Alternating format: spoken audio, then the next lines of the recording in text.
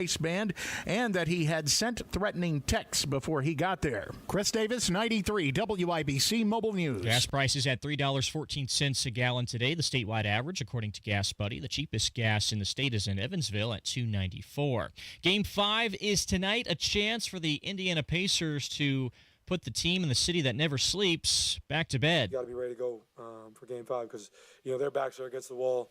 They're going to play as desperate as they can, as they should. They're going to come out and throw a punch and throw more punches, and we just got to be able to respond to those. So Pacer star Tyrese Halliburton coming off that triple-double in Game 4 with 0 turnovers and over 30 points. Indiana looking to advance to the NBA Finals for the first time in 25 years. Tip-off tonight from Madison Square Garden is set for 8 o'clock Eastern Time. Now with traffic on the 5s, over to Matt Baer. All right, Jared, looking at the south side crash, eastbound 465 before the White River. 2 right lanes are blocked. Traffic stop and go almost to Kentucky Avenue. Looking at southbound 65 at MLK. This is a crash blocking 2 right lanes, causing stop and go traffic back to 38th Street, Kessler Boulevard. That's an 8-minute delay. Crash on Mass Ave at East Street North. Traffic sponsored by Staples Stores. Have you heard? The Staples Easy button is back with even more easy. Press it for custom prints, shipping services, even passport photos. Staples, that was easy. I'm Matt Baer with traffic on the 5s. Follow us at WIBC Traffic. Life insurance is one of those things that just about everybody needs, but few people actually have. Hey, if you die unexpectedly without life insurance, guess what? You'll leave your family with even a bigger mess. Life insurance will help replace your family's income. It'll help cover burial expenses. Life insurance can even help pay off debt like credit cards and medical bills. Life insurance can even pay for college. And if you own a business and you die, life insurance can help your business from collapsing. It can even help cover estate taxes. Life insurance has never been more affordable and needed. Plus, you can always shop around even if you have a plan and save some money. So call the Life Insurance Quote Line right now for free pricing information.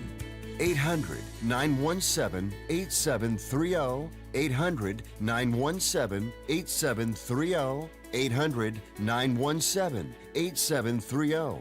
That's 800-917-8730. This hour on 93 WIBC is powered by Price Point Comfort Heating and Cooling, your independent American Standard air dealer. Now the forecast from the American Standard Cooling Weather Center. Some areas of dense fog this morning. Otherwise, we are partly cloudy this afternoon. Today's high 73. Partly to mostly cloudy with isolated showers and storms overnight, a low of 57. I'm Wish TV Storm Track 8's Marcus Bailey, 93 WIBC. And I'm Jarrett Lewis on the level, on the go, and on WIBC.com. Kendall Casey starts now. You're listening to Rob Kendall. When we talk about sending money somewhere, we're talking about printing the money because we have no money. And Casey Daniels. My government would never lie to me, would they? On 93 WIBC. So a federal court has said nuh-uh to Trump and the tariffs. The market seems to like it. I think I'm team court on this. Does that make me a horrible person? Let's find out. It's Kendall Casey Show. I'm Rob. Casey's out today. Jerry Lopez, hello. Good morning, good sir. We know you as Indy Spanglish on Twitter. Okay, so this federal trade court, which, by the way, one of these judges was appointed by Trump. One was appointed by Reagan. So two of these are Republican-appointed judges who said that Trump is exceeding his authority and that he cannot just willy-nilly implement these tariffs on the entire world. And I was thinking about this last night and this morning, and while we want the president to be able to act swiftly in times of crisis, which is the way by which Trump was claiming an emergency authority in order to do this, I think we should all be able to agree that it is not in the vested interest of our country for the president to be enacting policies around the world that affect every really facet of American life when you think about the implications that tariffs are having without say by the Congress. I don't think that's an unreasonable thing, yet I'm sure there's going to be people who are going to hear that right now and go, well, you little turncoat, you hate Trump, blah, blah, blah. What say you? I think when it comes down to it, most people feel like only conservatives are really going to play by the rules. If this was a liberal thing, they would push it through, no argument at all, okay? When I first heard about this, I thought, of course they're not going to let him go through this. The issue is that we've had all these activist judges, right? So most of the time you have some liberal judge out of New York that's telling Trump he can't deport people, and then it has to go to the Supreme Court. I'm tired of going to the top court in the nation to get things done as a conservative. So the judges in the case, and again, you can't say they're activists. Not in this case. No, not in this case. Right. I'm not saying you're saying that. But usually this should go through regardless. Okay, so there was a law enacted in 1962 that gave the president some flexibility as it related to dealing with trade. And I think that's fine. I think if you're dealing with an individual country, I think if there are things that are rapidly changing on the ground, I think that's all fine.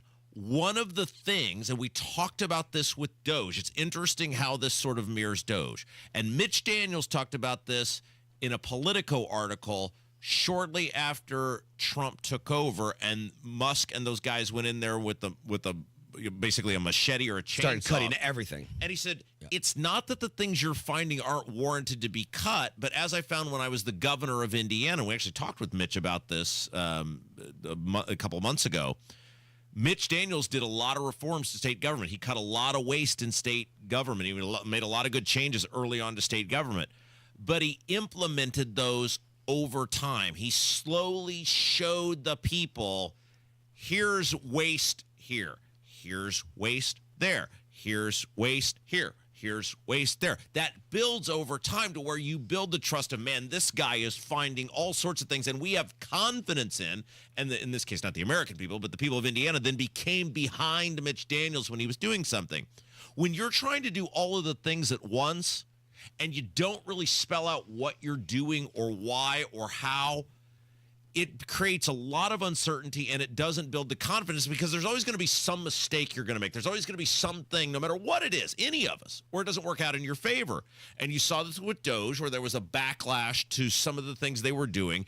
And in the case of Trump and the tariffs, when you're trying to do all the things at once without any clear mission or goal, you're going to get not only public pushback, but you're also going to get legal pushback, and I think that's what he's walked into here. He tried to do too much too fast. It got in the legal system. If he'd have stayed with Canada and Mexico, I think it'd have been fine. But when you're taking on the entire world, you're opening yourself up, and it did not go well for him. How much of this do you think has to do with the spokesman being Donald Trump? If this was a Ron DeSantis and he was going through this, and maybe he's a little bit more digestible to the public and to even other conservatives, is this less of an issue? Well, no doubt that anything Trump does is going to meet some additional hurdle that a normal politician... Even from his own side. Right.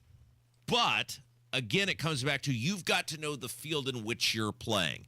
You've got to know the landscape in which you are playing, because a traditional Republican president or conservative president would have probably done a more nuanced approach to trade, sure. i.e., maybe we take on China, maybe we deal with Mexico, maybe we deal with Canada. Focus on NAFTA and stuff like that. We solve these issues related to the border, which was supposed to be the initial onset of this. And what the court basically said is, hey, we've run a trade deficit in this country for 49 years. You using these emergency powers acts, which I believe date back to the 1970s, 1977, is not viable here, because we've run a trade deficit in this country for 49 years. So you can't suddenly say, because I walked in, there's an emergency. Society's not crippling. This is not 9/11. This is not Pearl Harbor. You're not going about this the right way. They're not weighing in on whether we need to correct the issue. The emergency was at the southern border, not in trade deals. That's right. And so they're not saying that fixing trade issues is not warranted. They're saying there needs to be a check and balance on this. You need approval in order to do this. The approval is the Congress. And I think as liberty and freedom loving people, we should want a check and balance. We should want checks and balances on the executive branch, because we should want them no matter who's in office. I agree, but the issue is I don't feel like we get the checks and balances from the other side. Now, the way that the country's supposed to run, 100%, because what stops the next president, who's some crazy guy, from just going, I'm going to do what Trump did and just change everything? That's not the way it's supposed to work. You got to go through the Congress, and there's a process for all of this. I agree with you 100%. It just feels like we're not going to get anything done. Well, and that may be the case, but if we're going to talk, and the Supreme Court's going to get this, and they'll rule 100%. on this. To the credit of the federal judiciary on this, and ultimately it rested at the Supreme Court. In the case of Biden, multiple times they said you have exceeded your executive authority, whether it was the student loans or the vaccine stuff or whatever. So there is a consistency with this in terms of the federal court system, ultimately with this current Supreme Court being somewhat restrictive on somewhat. Look, the president still has a ton of leeway and can do many, many things. But the bigger conversation is how much executive authority do we actually want that office to have, given the fact that there's going to be people we like who are in there. And then as we saw for the previous 4 years, there's going to be people we don't like in there. And if you give it to one, the next guy's giving it to everybody, right? Yeah. So John Kennedy, what is he? He's a senator from Louisiana. He got asked about this, and he was none too happy. This was, I believe, the 3-judge panel. There was a Reagan appointee, a Trump appointee, and a Biden appointee on this particular panel. This was kind of widely predicted among those who study trade closely. So those European tariffs blocked. Senator, your reaction? You mean that a federal judge has intervened with the other two branches' ability to make policy? I'm shocked. That hasn't happened since yesterday. 5 it'll minutes be taken ago. up. It'll be appealed. I think it's pretty clear that the president has tariff authority. Congress gave it to him. Now you can debate whether that was a prudent move or not, but I think it's pretty clear that he has tariff authority. Yeah. So this again. Okay. The problem is, Mr. Kennedy, Senator Kennedy, you aren't providing oversight. You're not weighing in on this. You can't. No logical person would say the president, with a stroke of a pen, has the ability to lift or crumble the economy in terms of how, I mean, look at the ramifications of what we're doing here. It doesn't mean it's not good policy to take on China and change the trade policy. But when you're talking billions upon billions of dollars, which is exactly what the Supreme Court said to Biden on whether it was the student loan debt or the vaccines, when you're talking hundreds of billions of dollars of ramifications to an economy, you have to have some sort of oversight, sir. You have to have some sort of authority, some sort of check and balance with this. What happens when the next president comes in and he's a Democrat and he gets rid of all of them because he has that authority? Right, exactly. And just now we're playing this trade game every 4 years. All right, let's take a break. There is now an acronym for how Trump is handling... And I'm offended. Are you? I'm offended. As a Hispanic? I'm offended. Are you offended? All right, so there is an acronym for how Trump is handling the tariffs, apparently on Wall Street. Trump is not happy about it either. We'll tell you what it is. We'll play you audio of Trump responding to it next. It's Kendall Casey Show, 93 WIBC. The pothole. Formed in colder months, tiny fissures are born, and in no time at all, they grow into big, gigantic tire killers. That's why you need Matt Baird Traffic. Watch out on Keystone Avenue. He'll guide you around these hidden monsters. Yeah, might as well call it a basement. And on to safer ground. You don't want to be in the far left lane. Mornings and afternoons on 93 WIBC. Indiana Nephrology and Internal Medicine, PC, is seeking a full-time nephrology physician in Indianapolis, Indiana, to provide high-quality nephrology and hemodialysis care and management of dialysis patients, responsible for overseeing long-term care planning, including transplantation whenever appropriate. Send resume to Joy Wistine, Chief Operating Officer, at jwhistine@in-im.com. Why choose a Sleep Number smart bed? Can I make my side softer? Can I make my side firmer? Can we sleep cooler? Sleep Number does that. Cools up to 8 times faster and lets you choose your ideal comfort on either side. Your Sleep Number setting. It's It's the Sleep Number Everything Smart Bed sale. Every smart bed and base are on sale during our Memorial Day event. Up to 50% off, plus free home delivery. Limited time, exclusively to Sleep Number store near you. Learn more at sleepnumber.com. Hi, Jeff Roush for Tom Roush Lincoln. Right now, get Lincoln's employee pricing on most all new Lincolns at Tom Roush Lincoln in Fishers. Get up to $20,000 off select 2024 Navigators, up to $8,000 off select 2024 Nautilus, or up to $7,000 off select 2024 Corsair at Tom Roush Lincoln in Fishers. Navigator MSRP 105,575, Nautilus MSRP 6195, Corsair MSRP 47,820. Offers good through May 31st, 2025. Navigators excluded from employee pricing. Subject to credit approval. See dealer for complete offer details. Puccini's Pizza, Pasta, Puccini's. Puccini's Pizza, Pasta, Puccini's.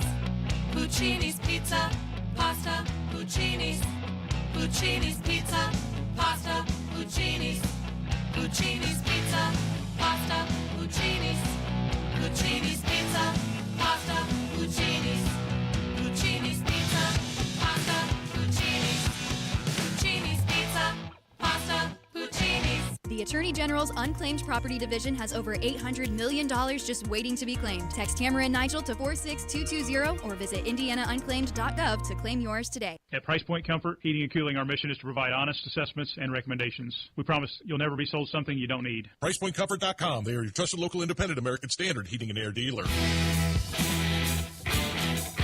All right, I'm calling an audible. We'll get to that Trump taco acronym here in just a little bit. But there's two stories. I had them on the template, and I'm like, man, I don't think I can skip these right now because they're too unbelievable. First of all, John Tyler, who was the 10th president of the United States, who I believe was born in 1790, had until the other day, and I know this story has been talked about on the internet, and it is totally true, and we've talked about it before. This is amazing. Jerry Lopez, by the way, is in for Casey today. John Tyler, who was born in 1790, who was the 10th president of the United States, who hasn't been in the White House in 180 years, until the other day had a living grandson. That is nuts. That's unbelievable. That's fantastic genes is what that is. He was born November 9th, 1928. Harrison Ruffin Tyler. Wow. Was his name. He's done many, had done, he's no longer with us now, had done many television interviews, and it was this incredible statistic so John Tyler's 13th son, he was the son of John Tyler's 13th son. So John Tyler was obviously extremely old when he had this 13th son, and then he was 63. So Tyler was 63 when this son was born. Makes me feel better having a child in my late 30s, right? When Tyler's son was born, 13th kid was born, and then this kid was born when his father was 75. So Tyler was 63 when his kid was born. This 13th child was born, and then this guy was born when his dad was 75. And that's how you could get a guy who was born in 1790 who has not been a president for 180 years, have a living grandson. 75 years old, Rob. He was born November 9th, 1928, so that made him he was 97 or 98 years old, almost 100 years old, and that is one of the most amazing statistics I have ever read. I have nothing to say. My mind is blown. I was looking, I'm going, that grandson, but now 65 and then waiting to 75 to have a child. Which I think if you look at old... And there was no performance-enhancing drugs back then. No, it was all natural, baby. 75. That's amazing. That is awesome. That man should be in a museum That somewhere. gives me hope. That gives me hope. What, you got 4 kids? Yeah, but I can wait till 75 now. Now, I've accepted I'm going to be an old man parent. I was the old dad and the young dad. That's right. You did them both. So I have a 23-year-old. I was the young dad in that class. That's right. And now I have a 6-year-old, and I'm the old dad. You've spanned the gauntlet. Yeah. Now, my wife, and hopefully we will be blessed to have more children. We kind of decided we need to get our kid to where she's not a maniac before we have another child. Too late. Does she know her father? Whoa. Like that's a problem. That's a problem. Well, we'd kind of said as first-time parents, and my wife is much younger than I am, but we had kind of decided as first-time parents, we need to figure out what we're doing before we try to have another kid. Nobody knows what they're doing, Rob. Well, we're all winging it. But I've heard this. Now you have 4 kids. It's true. We're Is it all 4 winging. kids? Yeah. The only difference is between the oldest and the youngest, you're used to the spills. You're used to so you don't take them as serious. That's my point. That's what we figured out. We need. Yeah. We need right now, you want to make sure everything goes right. We decided we need to get to where Livy is consistently able to communicate and talk. She's very smart, running, doing all the things, and she's getting to the point where she is getting much better at communicating, which kids, as she approaches 2 years old, tend to do. But we said, look, as first-time parents, we need to know what's a big deal, what's not, give this kid all the attention. Then once we got that figured out, because I'm going to be an old man parent regardless, and she's my wife is the most important part of the equation, right? You got to house the kid for 9 months. You got to birth the kid. You're the most important part. So, but I'm not. I think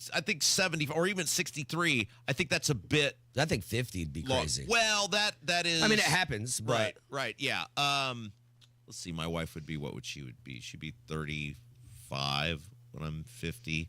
So she'd still be fine. Yeah. But 50 would be. But at that point, you're on the way out. I don't want to say on the way out. Well, But you're on the back 9. You're on the back 9. Right? Unless you're going to live to, even if you live to 100, you're on the back 9. Right? And then you start gauging like, oh no, if I live to be 80, my kid will only be 30. Yeah. Or if that's I think why people kind of stop. Yeah. That's not, I mean, that's a fair point, right? Okay. I got to play this other clip because Kev's calling bullcrap on this. This woman, where was this? This was on a variety of different websites talked about. This woman, this is an incredible video that we're about to play for you. This woman had a sinus infection for 7 years. And then she tried all sorts of things and it didn't get any better. And then suddenly they did some sort of something and then they determined she had E. coli in her nose. Which, if you're familiar with that, stop laughing, Jerry. This is very serious. This woman endured years of suffering. I'm going through my head on like, what can I actually say on the radio? Well, that's nobody farts in your face and does this to you. Okay, you have to be a little closer. The E. coli is generally found in bacteria from food, and this woman will play the video. She now is claiming she got the E. coli in her nose, which caused a sinus infection because she broke her ankle. Her boyfriend at the time had a serious gas problem. She couldn't move, and she was subjected to all of his wind. Take a listen. Today I realized that I think my ex-boyfriend got the best possible breakup revenge that anyone could ever get. We dated like 7 years ago. I've had a persistent sinus infection ever since he and I stayed in a hotel one night after I had surgery. And he farted terribly. Like, I couldn't breathe. I've never, ever. It's not anything that even compares to that. And I got my sinus infection cultured today. I've gotten it like imaged. I've had all of these tests done. Doctors haven't been able to figure it out. And it is E. coli. And usually don't get E. coli in your sinuses because E. coli is from poop. So like, I don't know, how does that get in your sinuses unless you have a boyfriend who farts disgustingly and you are forced to inhale it because you are immobile after ankle surgery? Oh my God. Okay, so let's one. I think this is the best example of the shamelessness of the look at me culture we are now in, that someone would, of their own free will and volition, even make this video. Like can you imagine how embarrassing? 20 years ago, you'd have been mortified. Now this woman's like, this is a chance for me to get on, which she's succeeding. We're talking about on a #1 rated radio program in the capital city. So she is to that extent succeeding if you indeed have no shame. Now, here's my issue with this. And I'm not a medical doctor. You're not a medical doctor. Kevin is not a medical doctor. We're going to guess. We're just going to guess. I find it hard to believe that no matter how excessive the gas was, that unless he was just right in her face, that he forced E. coli per nostril from breaking wind. So I would assume that she kissed a starfish. She what? Yeah, I think they're a pretty. Wait, I don't even know what that means. I have no idea what. Carl's cheering. He's giving you a thumbs up. I don't even know what that is. I don't want to know. Yeah, she kissed a starfish that day, and now she got poop in her sinuses. I think she was feeling adventurous, and she wanted to experiment a little bit. So you guys are with me in saying that there's no way a man's Chef's gas, kiss, no not matter a how chance. excessive. Because I think we've all been or have had at some point excessive gas. We're not all walking around with E. coli. She had to give a doggy hello. You know what I mean? She claimed it was a one-time event, too. It wasn't like this guy was walking around with excessive gas all day. They just got a hotel randomly somewhere. You know, I mean, you're married. You get a hotel with your wife. You're out. You're going to enjoy your evening. She did the same thing. Things got a little handy and... You know. She paid the price. Yeah. Okay. Yeah. All right. But a bigger thing was this is the culture we live in now where you have some medical ailment for whatever reason, and your response is I got to run to the internet and go after some guy that I haven't dated or been with. And, like, other than excessive gas, which is her excuse, let's say that was it, what did the guy do wrong? He had a crave case before the hotel. I mean, I don't even know. It's like, why are you mad at him? It seems like where's the closest White Castle? That's what I want to know. We've entered a very vindictive look at me. She's a brown noser. She's a brown noser. All right, we're going to a break. Jarrett Lewis is next with the news. It's Kendall Casey Show, 93 WIBC. Citizens, since we each upgraded to Xfinity in our homes, the Wi-Fi has been booming. It's fair to say our town has officially become a boomtown. Mayor, will I be able to drop into multiplayer gaming battles with low lag? The lag won't be an issue, but your questionable skills may be. And what if I have hundreds of devices on the Wi-Fi? Purely hypothetical. Seems like a lot, but sure, hundreds of devices all booming together with the Xfinity Gateway. Yes, friends and neighbors, with Xfinity, the Wi-Fi is booming. The Wi-Fi isn't the only thing that's booming. Now get the most reliable Wi-Fi and our best-in-class equipment for one consistent price for 5 years guaranteed. All in. Plus, get unlimited data included and no annual contract. All with the 5-year price guarantee from Xfinity. Visit Xfinity.com, call 1-800-XFINITY, or visit a store today. Restrictions apply. Not available in all areas. New residential customers only. Select plans only. Xfinity Gateway with XFi Complete required for unlimited data except in certain areas. Most reliable Wi-Fi based on Open Signal Awards USA. Fixed Broadband Experience Report, August 2024. Actual speeds vary.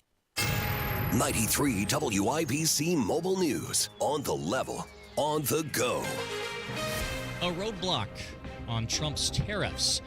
Cloudy sky, currently 59 in Indianapolis. The high today reaching 71. I'm Jarrett Lewis. Here's what's trending at 9:30. The Trump administration is fighting back after a federal court blocked the president's push to impose broad tariffs under emergency powers. President Trump was the first to ever use the International Emergency Economic Powers Act in relation to tariffs. It was an interpretation that a 3-judge panel did not agree with. They put in a block on that yesterday, ruling that the president does not have the authority to issue sweeping tariffs on almost every country. Quote, the court does not read IEEPA to confer such unbounded authority and sets aside the challenge tariffs imposed thereunder. Now, the administration is indeed fighting back, seeing tariffs as fair and critical to reviving the economy. Fox's Alexandria Hoff reporting. The White House, meanwhile, is expected to send a roughly $9.4 billion federal spending cut proposal to Congress next week in hopes of blocking funds already allocated by Congress. The primary targets, NPR, PBS, and USAID. Secretary of State Marco Rubio announced Wednesday the Trump administration will revoke visas for Chinese students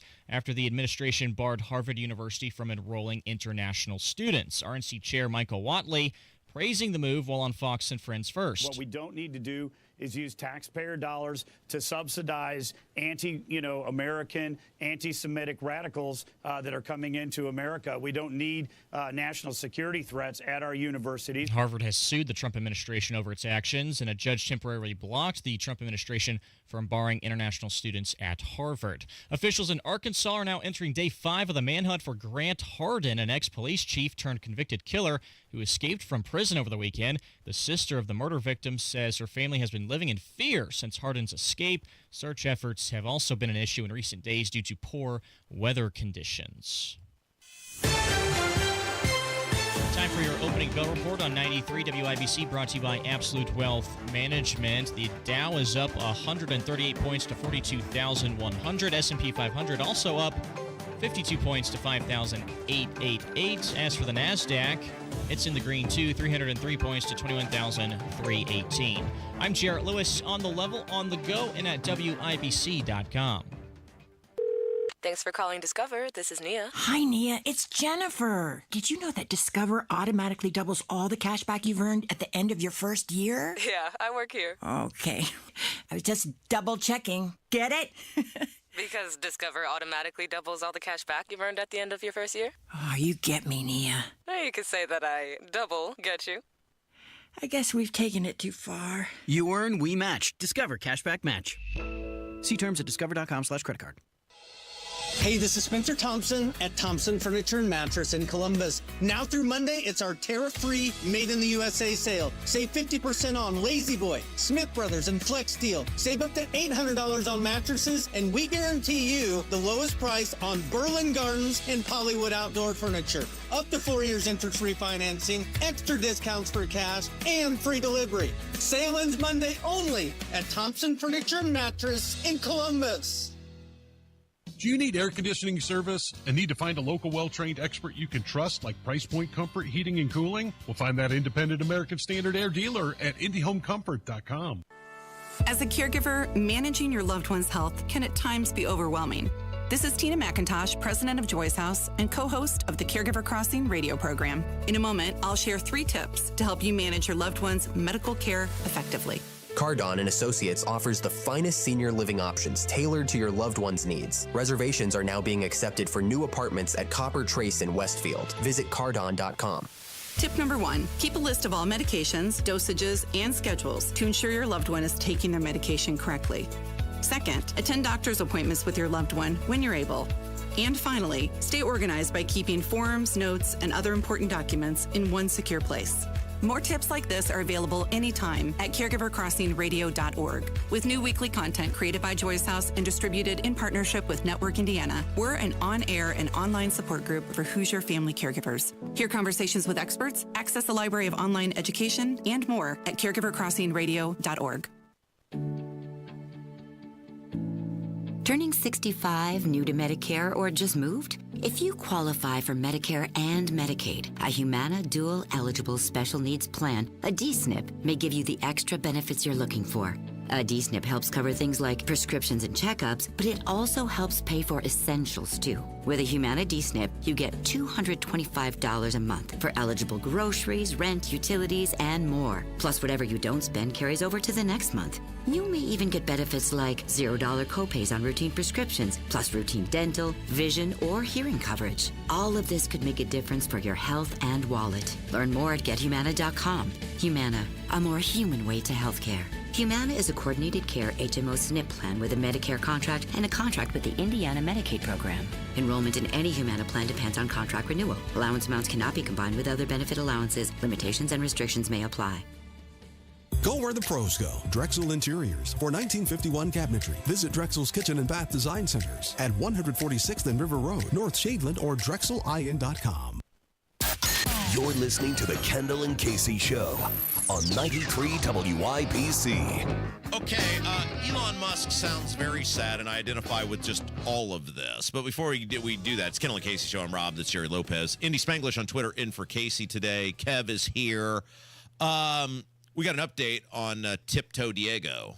Oh, wow. Now, he is in Hungary, we determined. So Diego Morales is the Secretary of State. We spent a lot of time on this yesterday, where this Hungarian media outlet appeared to be like some sort of state-run outlet. Is talking about how he's meeting with appointed officials over there.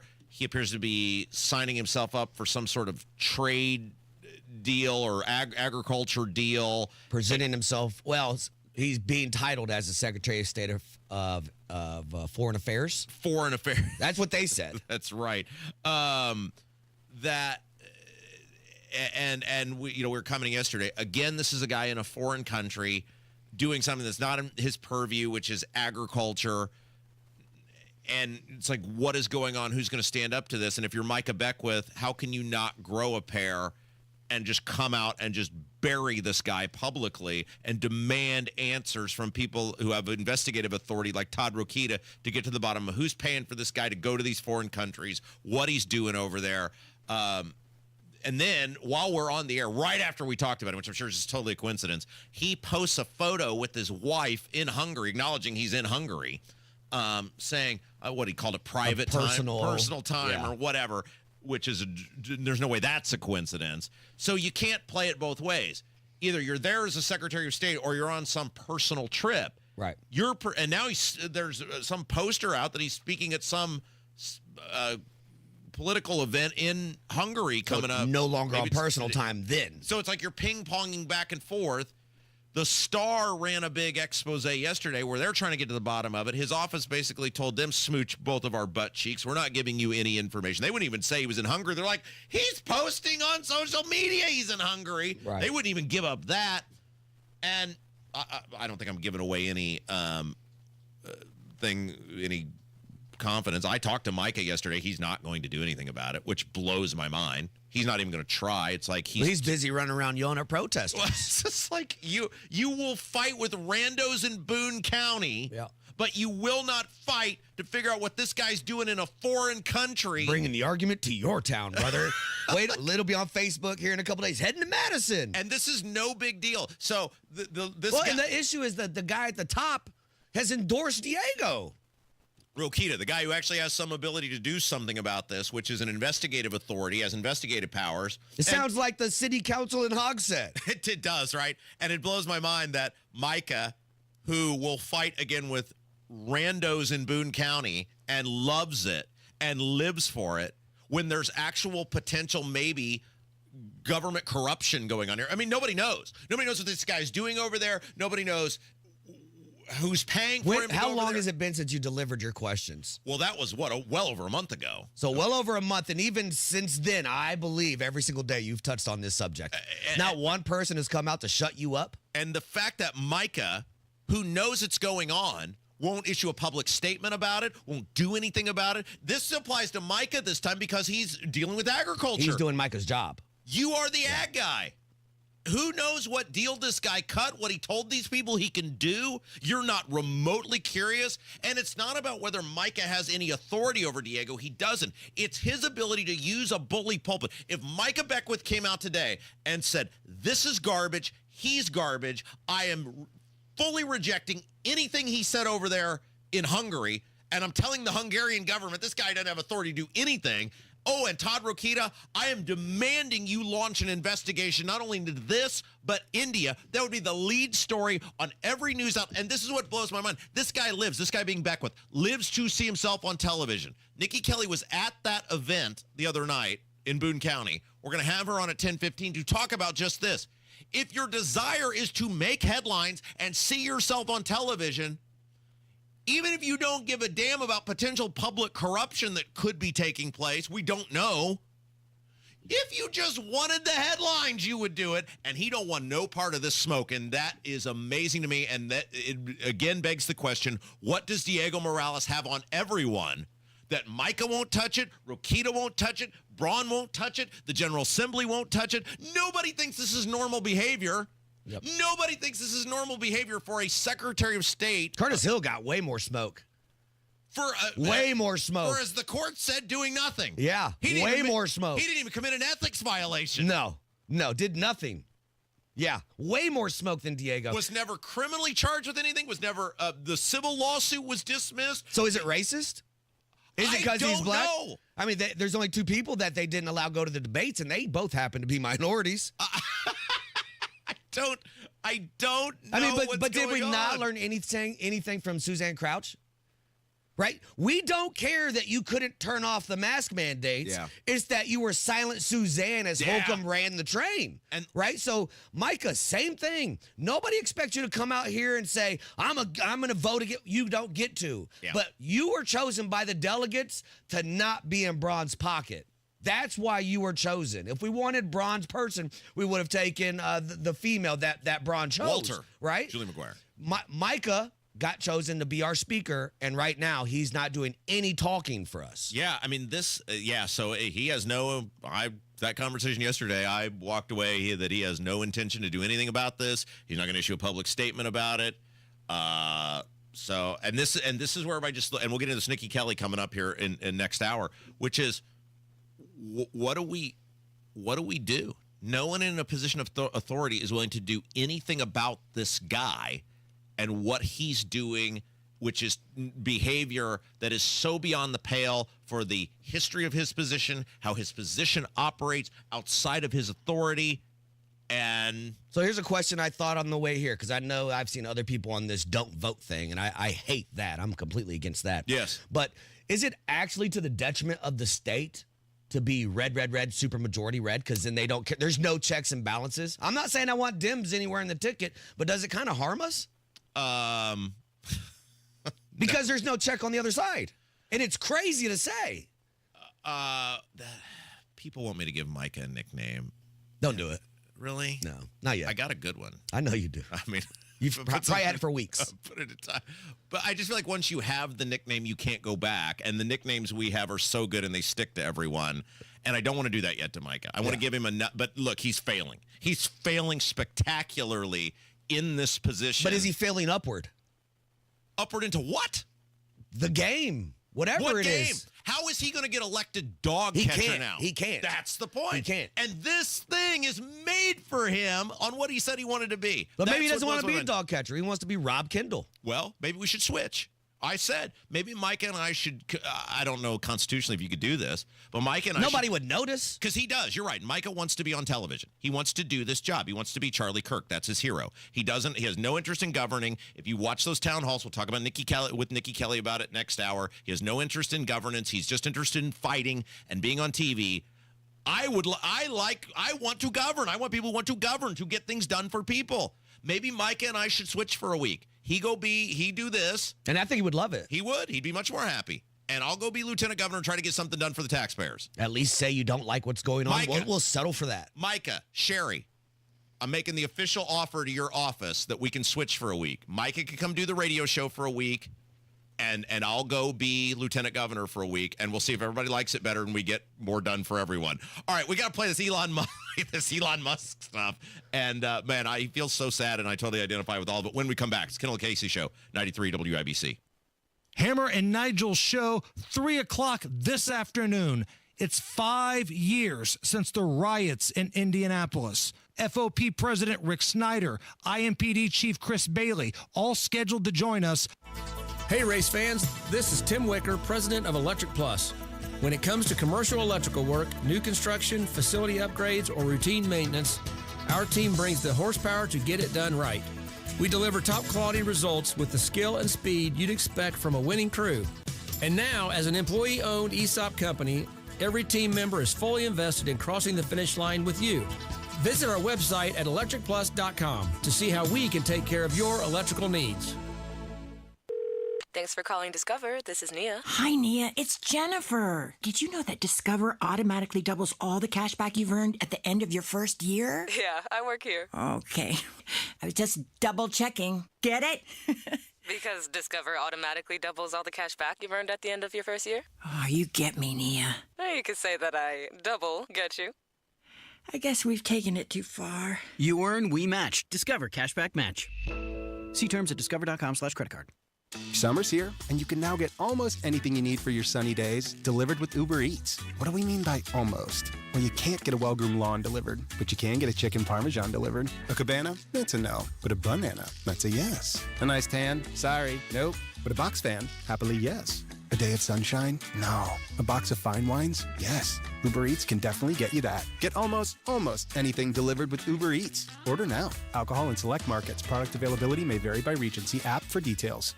Have recent storms caused damage to your roofing or siding? Cochran Exteriors is now offering free inspections to assess the condition of your home, from blown-offs to full replacements. Cochran Exteriors knows the insurance process and will make your home as good as new as fast as possible. Trust a company that was here before the storm and will be long after. For your free, no-obligation consultation, schedule today at CochranExteriors.com or call 317-ROOFING. Cochran Exteriors, referred for a reason for over 15 years. When you golf in Missouri, the courses are so close, you'll spend more time on the fairway than the freeway. After the back nine, enjoy world-class dining and distilleries, shops, spas, museums, and more. Find your new golf MO at visitmo.com. I gave it a shot, and I came in and had the procedure done. To me, it was amazing because I don't think I ever breathed that clear. I wish I would have done it 20 years ago.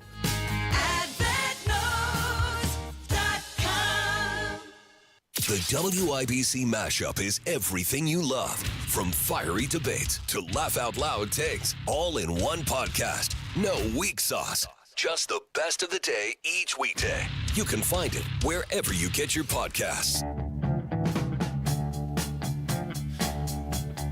Elon Musk sounds very sad, and I 100% get it.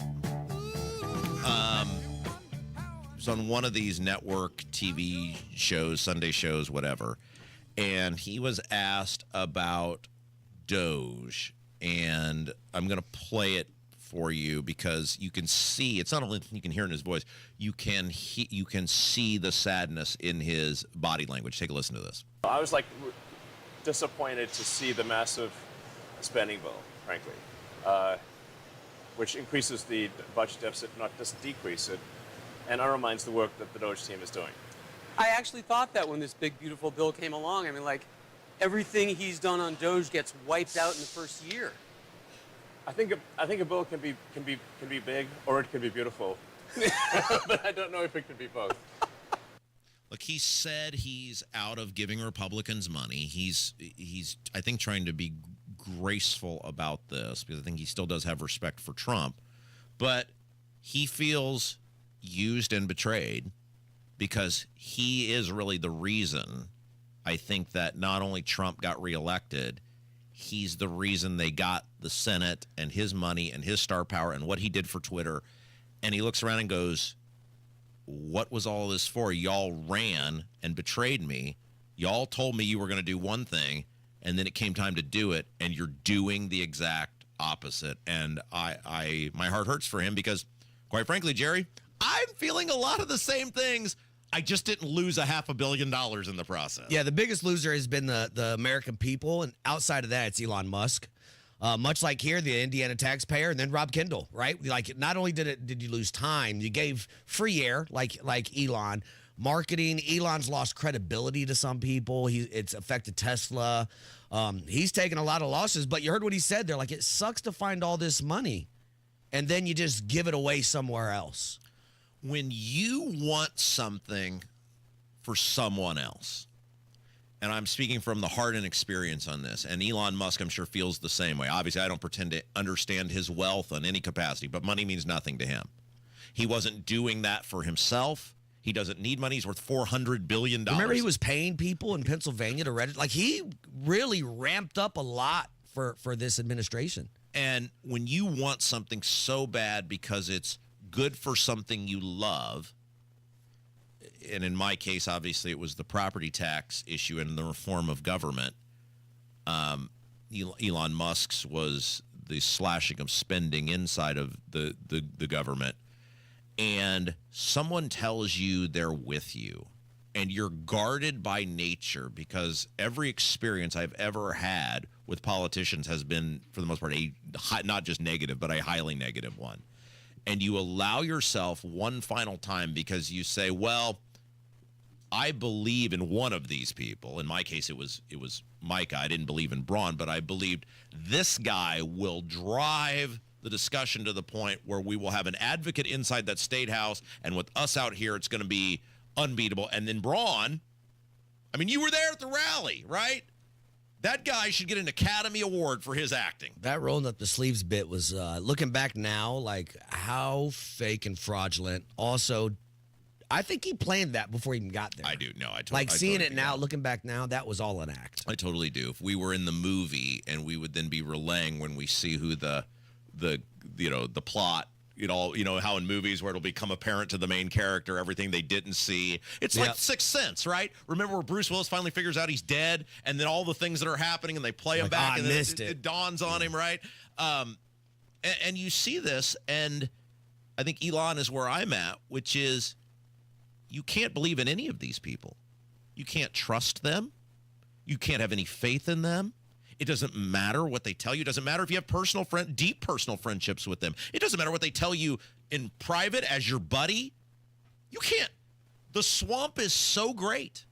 We can't even get the guy who said, I will be the fighter, to fight on figuring out how the Secretary of State went to a foreign country and usurped his authority. He won't even fight on that. And I'm looking at Elon Musk and thinking, dude, I'm with you, man.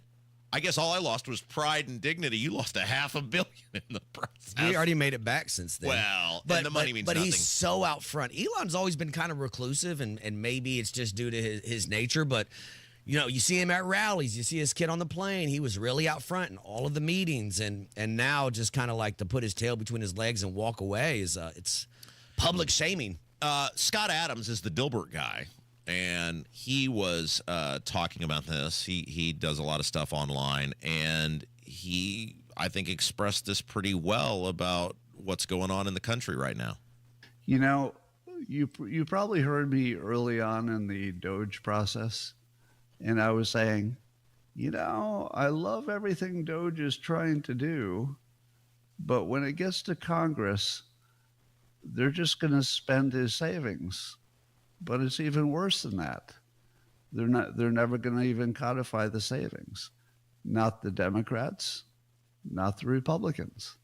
They're not even going to vote on it.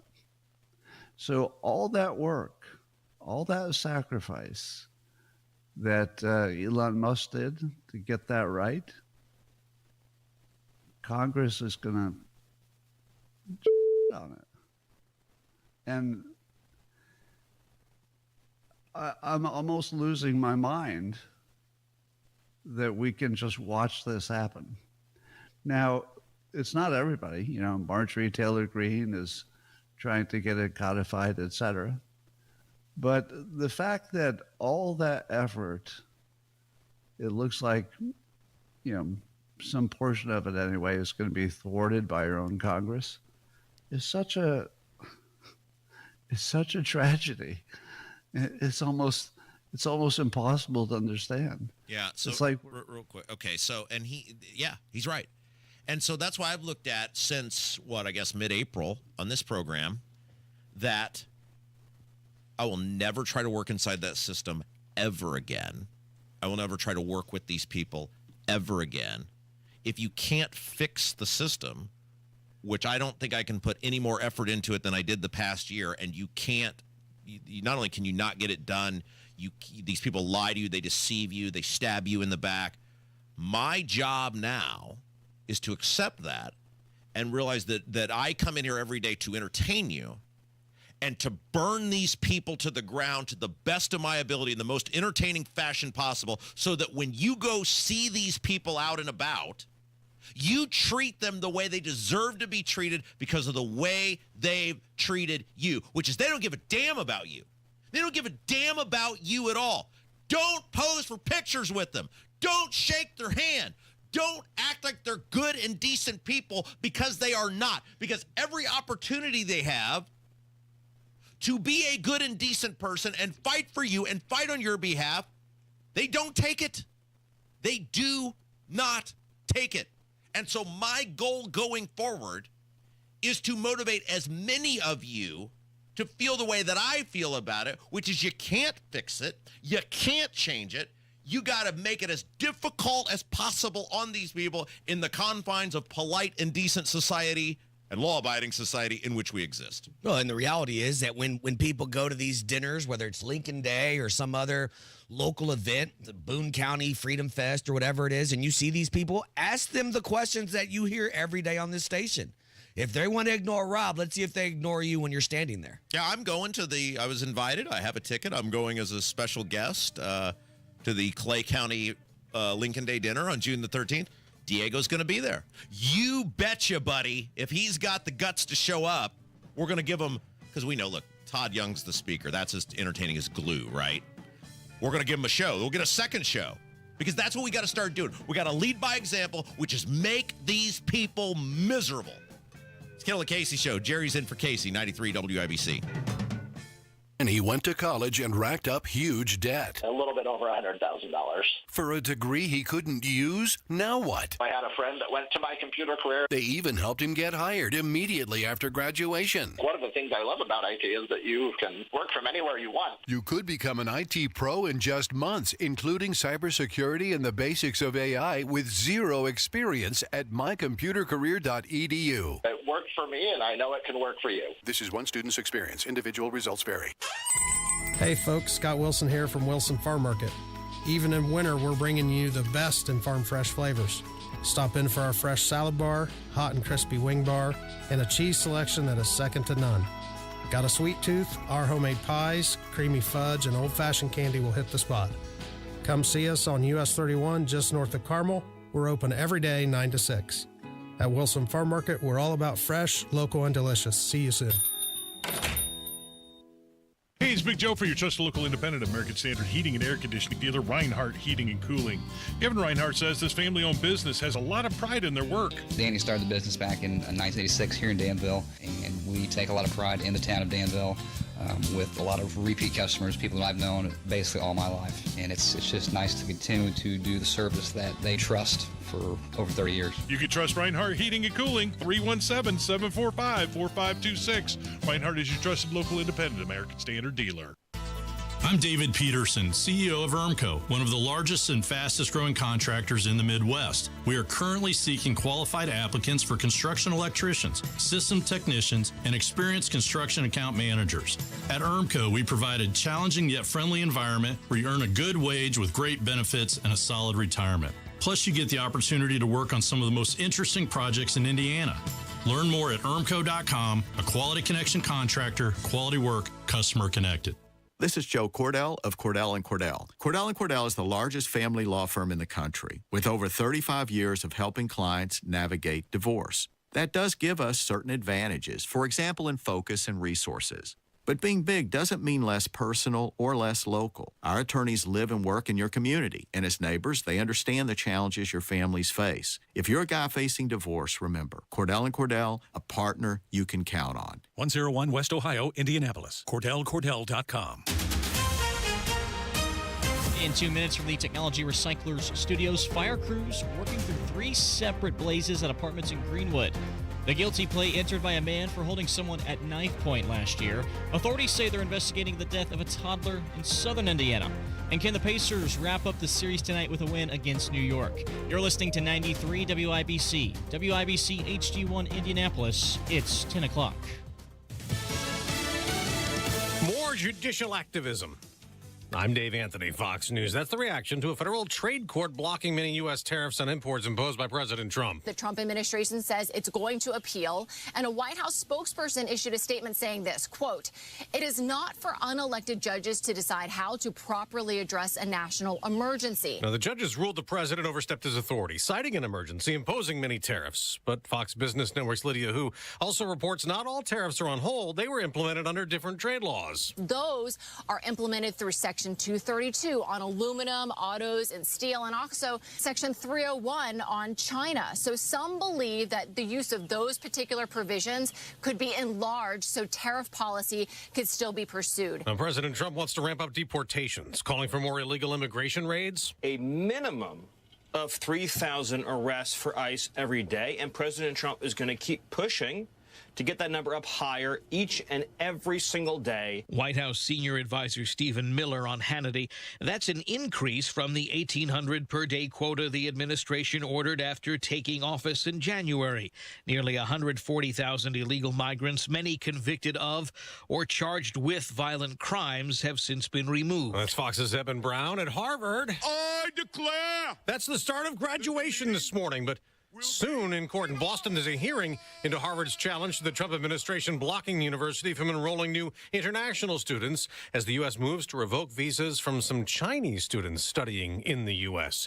Elon Musk's wrapping up his work at Doge. His time as a special federal employee ends this week after leading the Department of Government Efficiency. Republican Senator Ted Cruz tells Fox. Didn't collect a salary, made nothing. He rooted out massive waste, fraud, and abuse, and he did so at enormous cost to himself. As Democrats called Musk's work unconstitutional and out of control. America's listening to Fox News. 93 WIBC Mobile News. On the level, on the go. Putting out the fires. Mostly sunny, 61 this hour in Indianapolis, 71 the high today. I'm Jarrett Lewis for Window Nation. Here's what's trending now at 10:02. Firefighters able to put out all 3 fires that broke out at apartment complexes this morning in Greenwood near the mall. Fire crews from Franklin, Amity, and other nearby spots all responded. No injuries to report. and initial details on how the fires started are being investigated. A man accused of holding someone at knife point during a robbery last year in a parking garage downtown has entered a plea deal. 22-year-old Antonio Abul Hassan pleaded guilty to attempted robbery and resisting law enforcement for the incident last July in the parking garage at Clinton Street and Jefferson Boulevard. The victim was injured. A police officer also hurt while chasing the suspect. Hassan faces 7 to 10 years in prison if a judge approves the plea. IU Indianapolis is making some changes. Johnette Cruz explains. Controversy at IU Indianapolis. 2 prominent signs, one reading Black Lives Matter and another discrimination has no place here, has been removed from the downtown campus. According to the university, these removals and the recent closure of its system-wide DEI office is aimed to meet new diversity, equity, and inclusion guidelines. The actions have sparked debate among students and officials, raising questions about IU's commitment to racial justice, especially after pledges made back in 2020. Johnette Cruz, 93 WIBC Mobile News. Police are investigating the death of an infant at a home in Greene County. An autopsy has been scheduled to determine the cause of death there. Authorities have also confirmed the mother of the infant is a minor. Indiana State Police began investigating the death earlier this week. Indiana Pacers head coach Rick Carlisle on the mindset heading into tonight's Game 5 with the Knicks. Can't exhale. I mean, I heard Steve Nash say this one time. When you win, it feels like you're never going to lose again, and when you lose, it feels like you're never going to win again. Those are the emotions, and that's why each of these games looks and feels and is so different. Indiana leads the series 3-1 as they head back to New York this evening. If the Pacers win, it would be their first trip to the NBA Finals in 25 years. Tonight's tip-off set for 8 o'clock Eastern. A tough one to swallow for the Fever as they dropped last night's game against the Washington Mystics 83-77. The team did not have Caitlin Clark as she is out and expected to be for the next week and a half or so. I'm Jarrett Lewis on The Level, on the go, and at WIBC.com. Kendall and Casey back in 1 minute.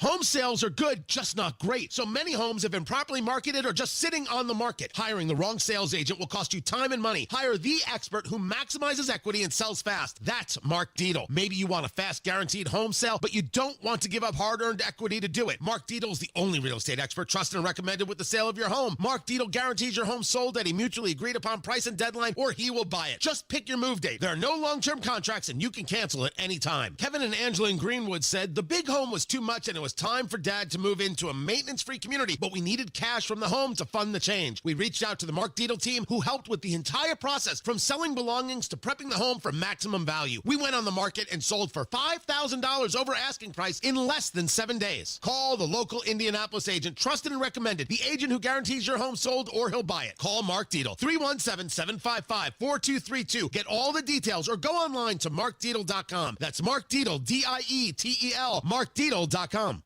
This hour on 93 WIBC is powered by Price Point Comfort Heating and Cooling, your independent American Standard air dealer. You're listening to Rob Kendall. When we talk about sending money somewhere, we're talking about printing the money because we have no money. And Casey Daniels. My government would never lie to me, would they? On 93 WIBC. So there is apparently a nickname on Wall Street for how Trump is handling the tariffs, and you as a Hispanic are deeply offended. I mean, big surprise, Democrats offend minorities again. It's the Kendall and Casey Show. I'm Rob, Jerry Lopez, at Indy Spanglish on Twitter. In for Casey today, Kev is here. So apparently there is an acronym, and it is Trump Always Chickens Out, or TACO. Big surprise. Going on Wall Street to explain how Trump deals with the tariffs. Now, I will say if you look at the actual results of the tariffs or lack thereof, are they wrong? I mean, isn't there always a lot of huffing and puffing and then, like for no rhyme or reason, like take the EU. Okay, June 1st. Okay, not June 1st, July 19th or whatever, 9th it got moved to. Things are going very well. And then, okay, now it's all done. Or all these other countries. It does seem like that there's a lot of bluster and then changing at the last minute and very little actually changes. Am I wrong with that? No, but I will explain to you, you will do the same thing as a parent. The exact same thing. You will say, this is what it is, and then behavior changes and you don't have to do it. And I think that's what we're seeing here. I'm going to put this huge tariff on you, and everybody goes, "Oh no, it's coming," and then the other country responds, and then we don't. Do they respond? It doesn't seem like a lot of times there's much of a response. I mean, like if you're okay, I agree. If you're a parent, so the art of the deal is what I'm. Okay, but if you're a parent and your kid does decide to test you, and you don't follow through, you have to follow through at least once. Right. Yeah. I was very well behaved as a child, not because I was a great kid, but because I feared my father. The fear of the unknown was worse than what the actual thing would have been. And I've tried to instill that in my kid now. Now, obviously, being 14 is different than being 2. Sure. But it's the same You thing. just wake right? him up in the middle of the night, show him who's boss. But with Trump, it does seem like a lot of words, they don't always do exactly what he said, and then he slaps something on them, and then it goes away or never actually gets instituted. It comes back to a lack, at least as a, look, I am the client, right? Or I am the client. I am the taxpayer. As the client, I'm not really, we wouldn't tolerate our money being invested this way. We would want more transparency. We would want more clarity. There doesn't seem to be clarity. And I think that's what bothers so many people. So as a Latino, I want to give you, and I'm a taco kind of guy. All right. So let me give you some clarity on what taco means. Now, just to clarify, your parents immigrated here from Cuba. The boat. Yeah, the boat. They're off the boat. And then you got... I was born here at Wishart. Yeah, you are... I'm an OG. I went to Mary Riggs. You know Mary Riggs? And I'm a Rhodius kid. Yeah. So here's what I have for taco. You ready? You let me know what you think about these. Very good. Taxes and communism only. Taxes and communism only. Yeah. How about this one? Triggered and constantly offended. Is that a good one? How about this one? Terrorists and criminals only. You put a lot of effort into this. I did. I really, because you know what? You can't touch my tacos. All right. How about teaching anti-Christian opinions? I mean, those are good ones. These are really good. Yeah. Teaching all children obedience. There you go. I like that one. Right? There's some real tacos there. I like that one. By the way, did your kid ever develop at a young age the maniacal laugh phase where they just laugh at everything? Yeah. Almost like Dr. Evil. Yeah, we're there now. It's cute. It's is. not cute when they're 9. Yeah. It's not cute when they're 9. It's cute when they're approaching 2, but not 9. Yeah, so here's a little bit of advice. You know my son Jaden, right? Yeah, he's a superstar. So he hit that age where everything was I don't know. Why didn't you go make your bed? I don't know. Why didn't you do your homework? I don't know. Jaden, I told you get in the shower. Why didn't you get in the shower? I don't know. So I started saying, stop saying you don't know. The answer is you didn't do it because you didn't want to. Yeah. And the first time he said that to me, I wanted to smack him in his face, man. Why didn't you get in the shower? I didn't do it because I didn't want to. And I was like, you know what? Go back to I don't know, dude.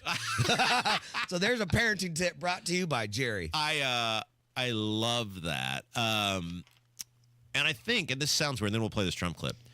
My kid is super smart, but she's also, I think, going to be,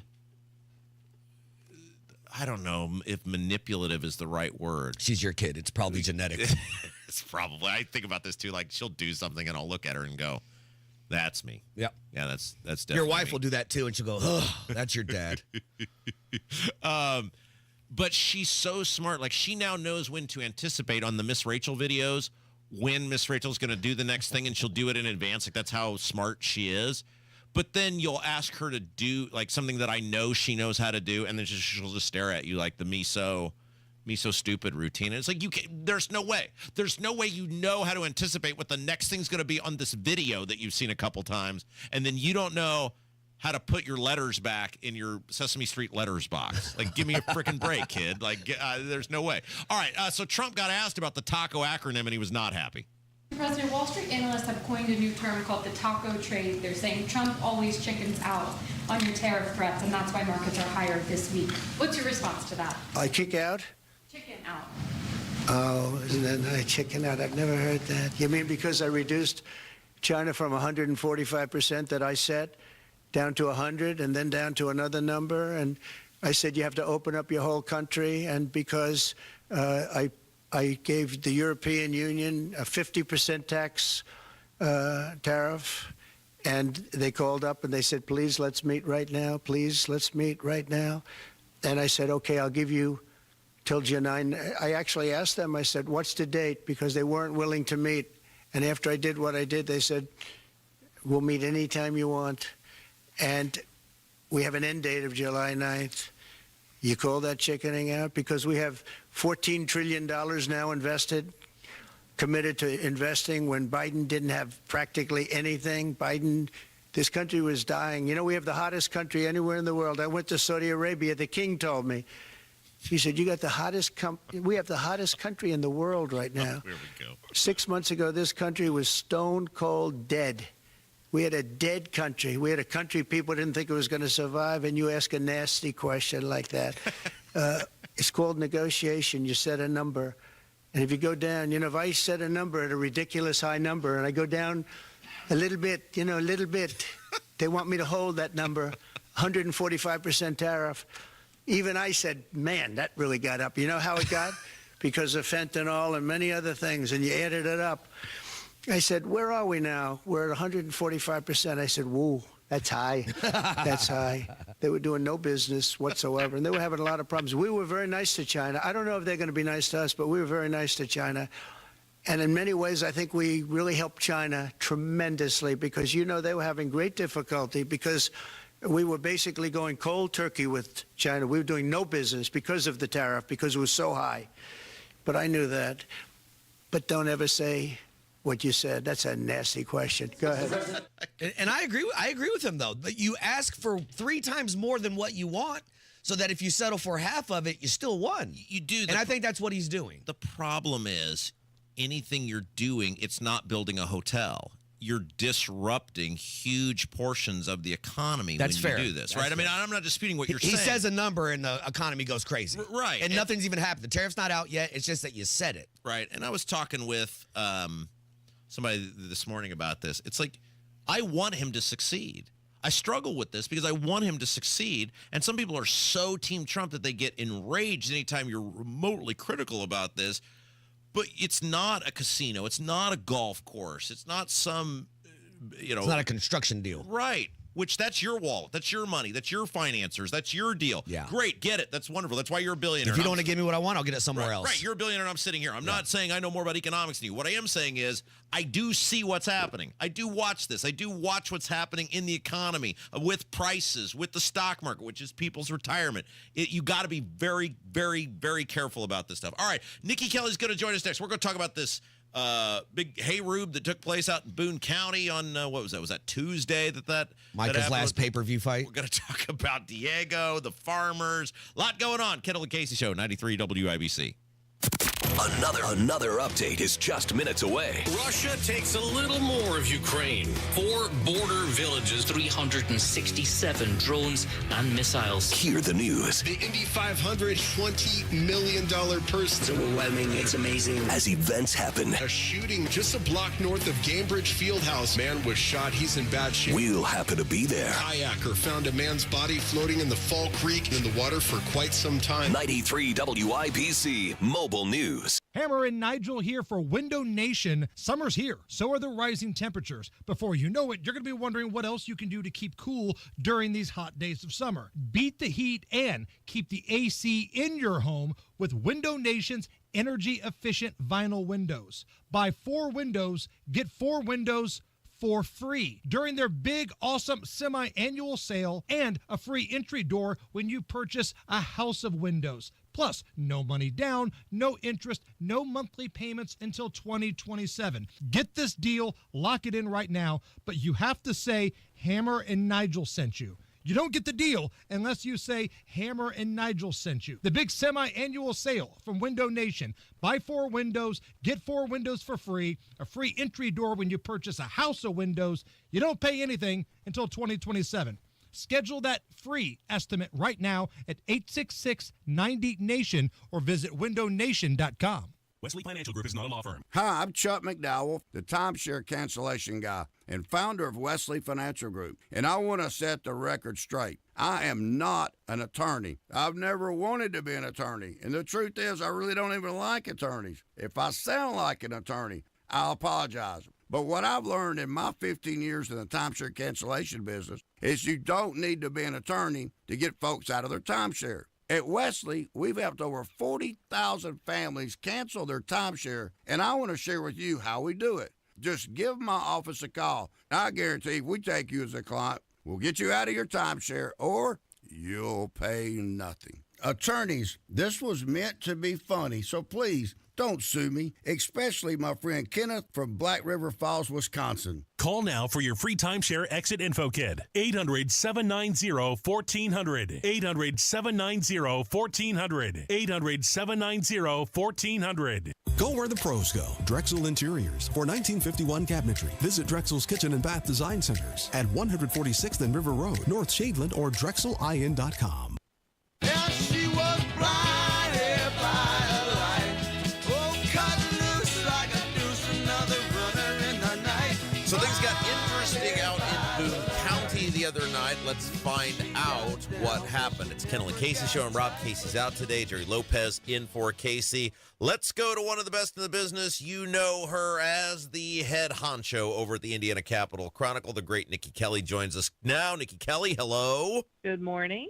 All right, so you were in Boone County for the Micah Beckwith. What does he call these? Are they town halls? Is that what he calls them? Yep. Now, I find these totally pointless because he has no actual authority other than agriculture and okra. It seems like he just wants to get attention and fight with people. But there was a big crowd, and a lot of people gave him attention, and a lot of people wanted to fight with him. You were there. What say you? Yeah, obviously the lieutenant governor loves to debate people. You can tell he really gets into it. I mean, as a person just sitting there watching, it was extremely frustrating.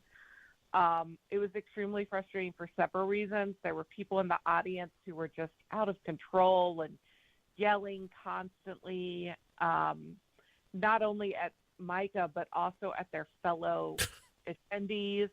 On the other hand, it was frustrating because when someone would ask the lieutenant governor a question, he often would just try to flip the script and ask them a question.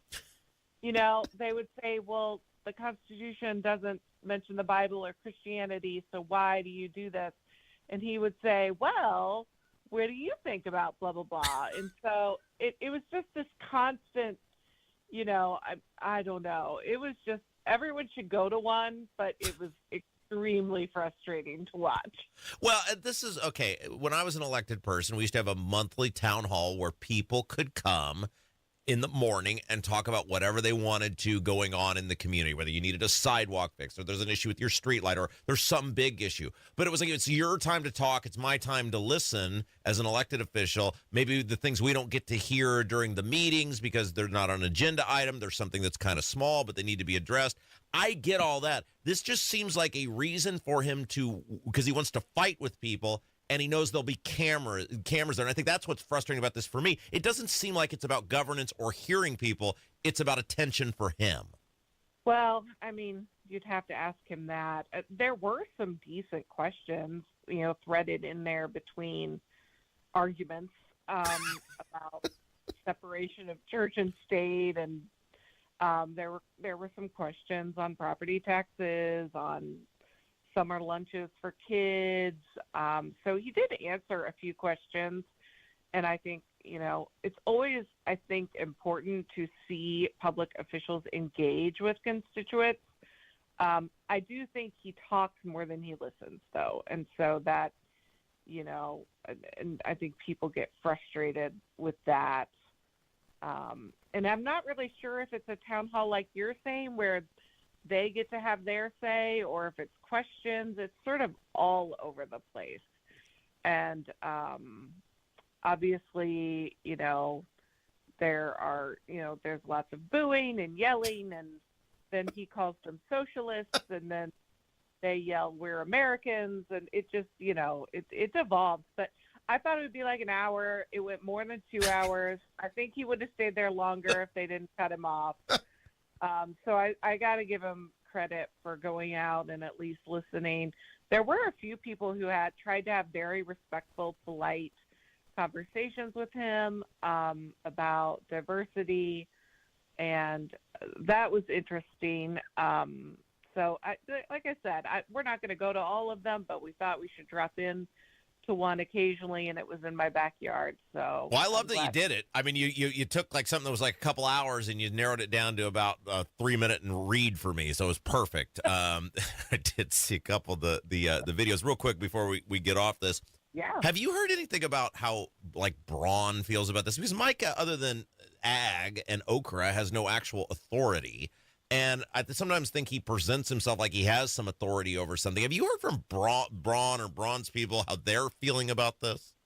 I haven't. I will say it's been frustrating for reporters. Governor Braun, during session was available a lot more to ask questions and things like that. So recently at a couple events we've gone to, he hasn't talked to reporters after, and we haven't really had any time to chat with him in the last month or so. And so, his second in command is available. And so,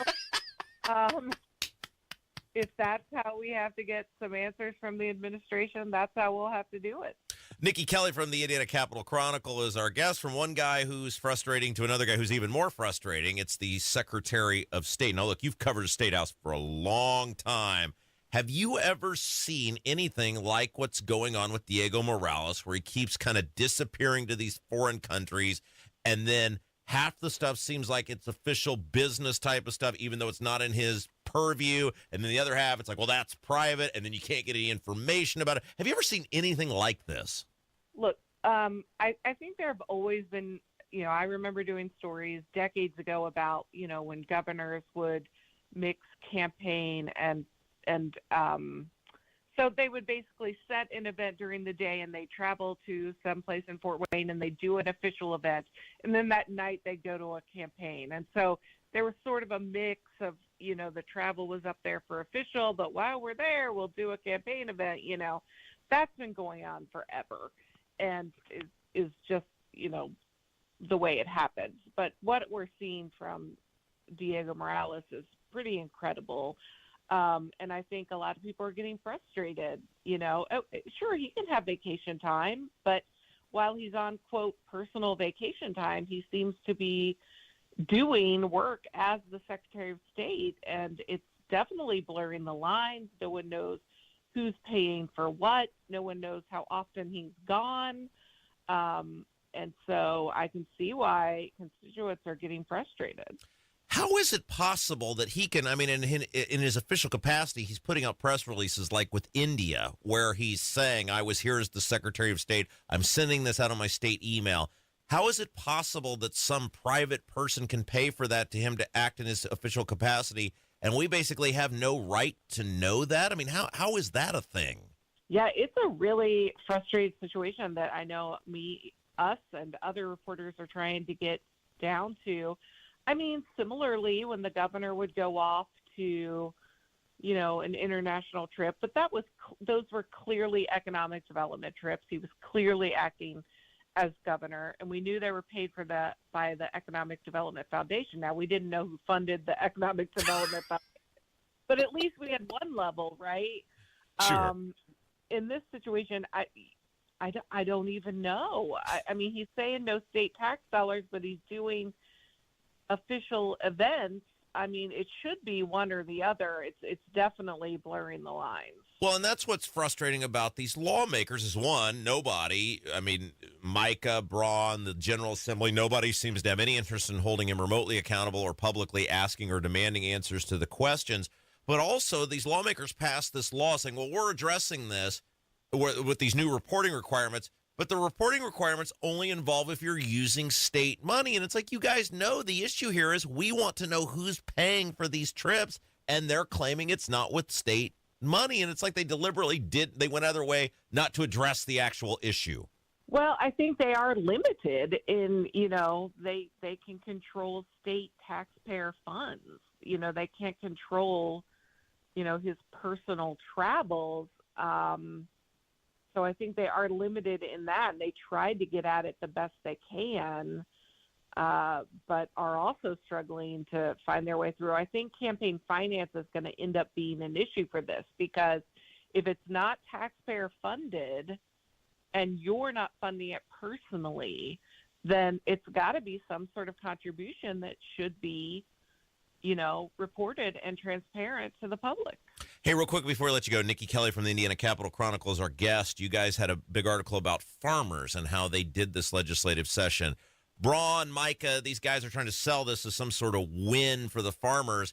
It doesn't seem like they got a whole lot to me in this bill. You guys had a big expose on exactly what's changing for farming. There's some moderate changes to the tax code, some sort of portal that the lawmakers think is fabulous. What say you?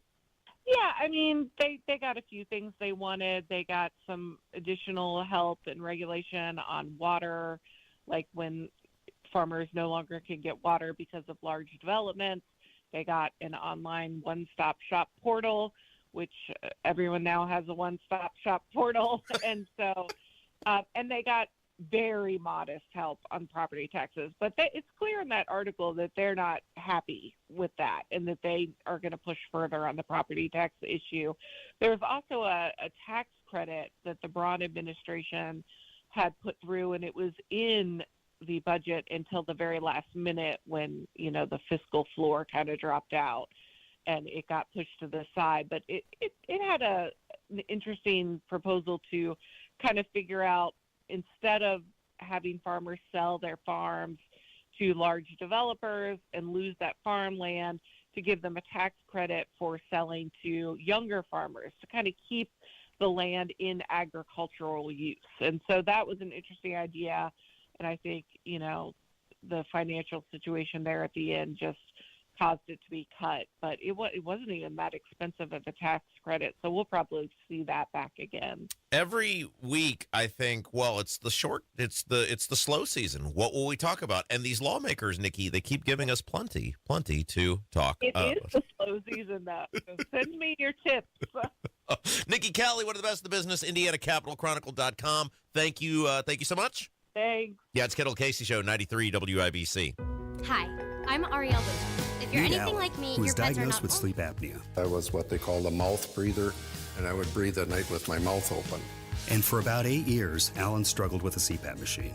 And then I saw the Advent commercial, and I thought, well, what do you got to lose? This machine is miserable. For most people, CPAP machines are miserable. But a simple in-office solution from Advent can be life-changing. And it really was, to me, it was amazing because I don't think I ever breathed that clear. This is Dr. Madan Kandula. After having one of Advent's simple in-office procedures, people are amazed at how freely and clearly they can breathe. I'm happy with the procedure. I'm very glad I did it. I wish I would have done it 20 years ago. I could have avoided that machine I had to have laying next to the bed with the hose wrapped around my head. Schedule your appointment at adventknows.com because Advent knows when you breathe well, you live better. AdventKnows.com. Most insurance accepted. 93 WIBC Mobile News. On the level, on the go. Responding to claims of a cover-up. Mostly cloudy, 62 in downtown Indianapolis, 72 the high today. I'm Jarrett Lewis. Here's what's trending now at 10:30. Key members of former President Biden's inner circle are facing a deadline today to respond to an interview request from the House Oversight Committee, all in part of their investigation into the alleged cover-up of President Biden's cognitive decline. Lawyers for 4 of those Biden staffers have responded to this request. No interviews have been scheduled yet. That means that they have to confirm those interviews by the end of business today to avoid a subpoena. Remember, the Oversight Committee is investigating any misuse of the auto pen. They want to know who was in charge of approving all of those executive orders and pardons that came in the final months of the Biden administration. Now, we know this could all expand to include former First Lady Jill Biden. So far, the Bidens have stayed silent about this probe. Fox's Aisha Hasni reporting some congressional Democrats are welcoming this congressional probe, while others are calling it a distraction from the issues facing the Trump administration. The U.S. International Trade Court is blocking most of President Trump's tariffs, and the White House is now appealing that decision. The court is setting aside Trump's attempt of using the International Emergency Economic Powers Act. The White House, meanwhile, is expected to send a roughly $9.4 billion federal spending cut proposal to Congress next week in hopes of blocking funds already allocated by Congress. FBI Deputy Director Dan Bongino is making it clear. He says child sex offender Jeffrey Epstein did kill himself. If you have a tip, let us know. But there's no DNA, there's no audio, there's no fingerprints, there's no suspects, there's no accomplices, there's no tips, there is nothing. Bongino, a guest on Fox News this morning, he says he and FBI Director Kash Patel have looked at all of the files relating to the case of Epstein's death while he was in prison. And a few notable pardons handed out by President Trump this week. We have reality stars Todd and Julie Chrisley, notorious criminal Larry Hoover, and even rapper NBA Youngboy, all released from prison. I'm Jarrett Lewis on The Level, on the go, and on WIBC.com.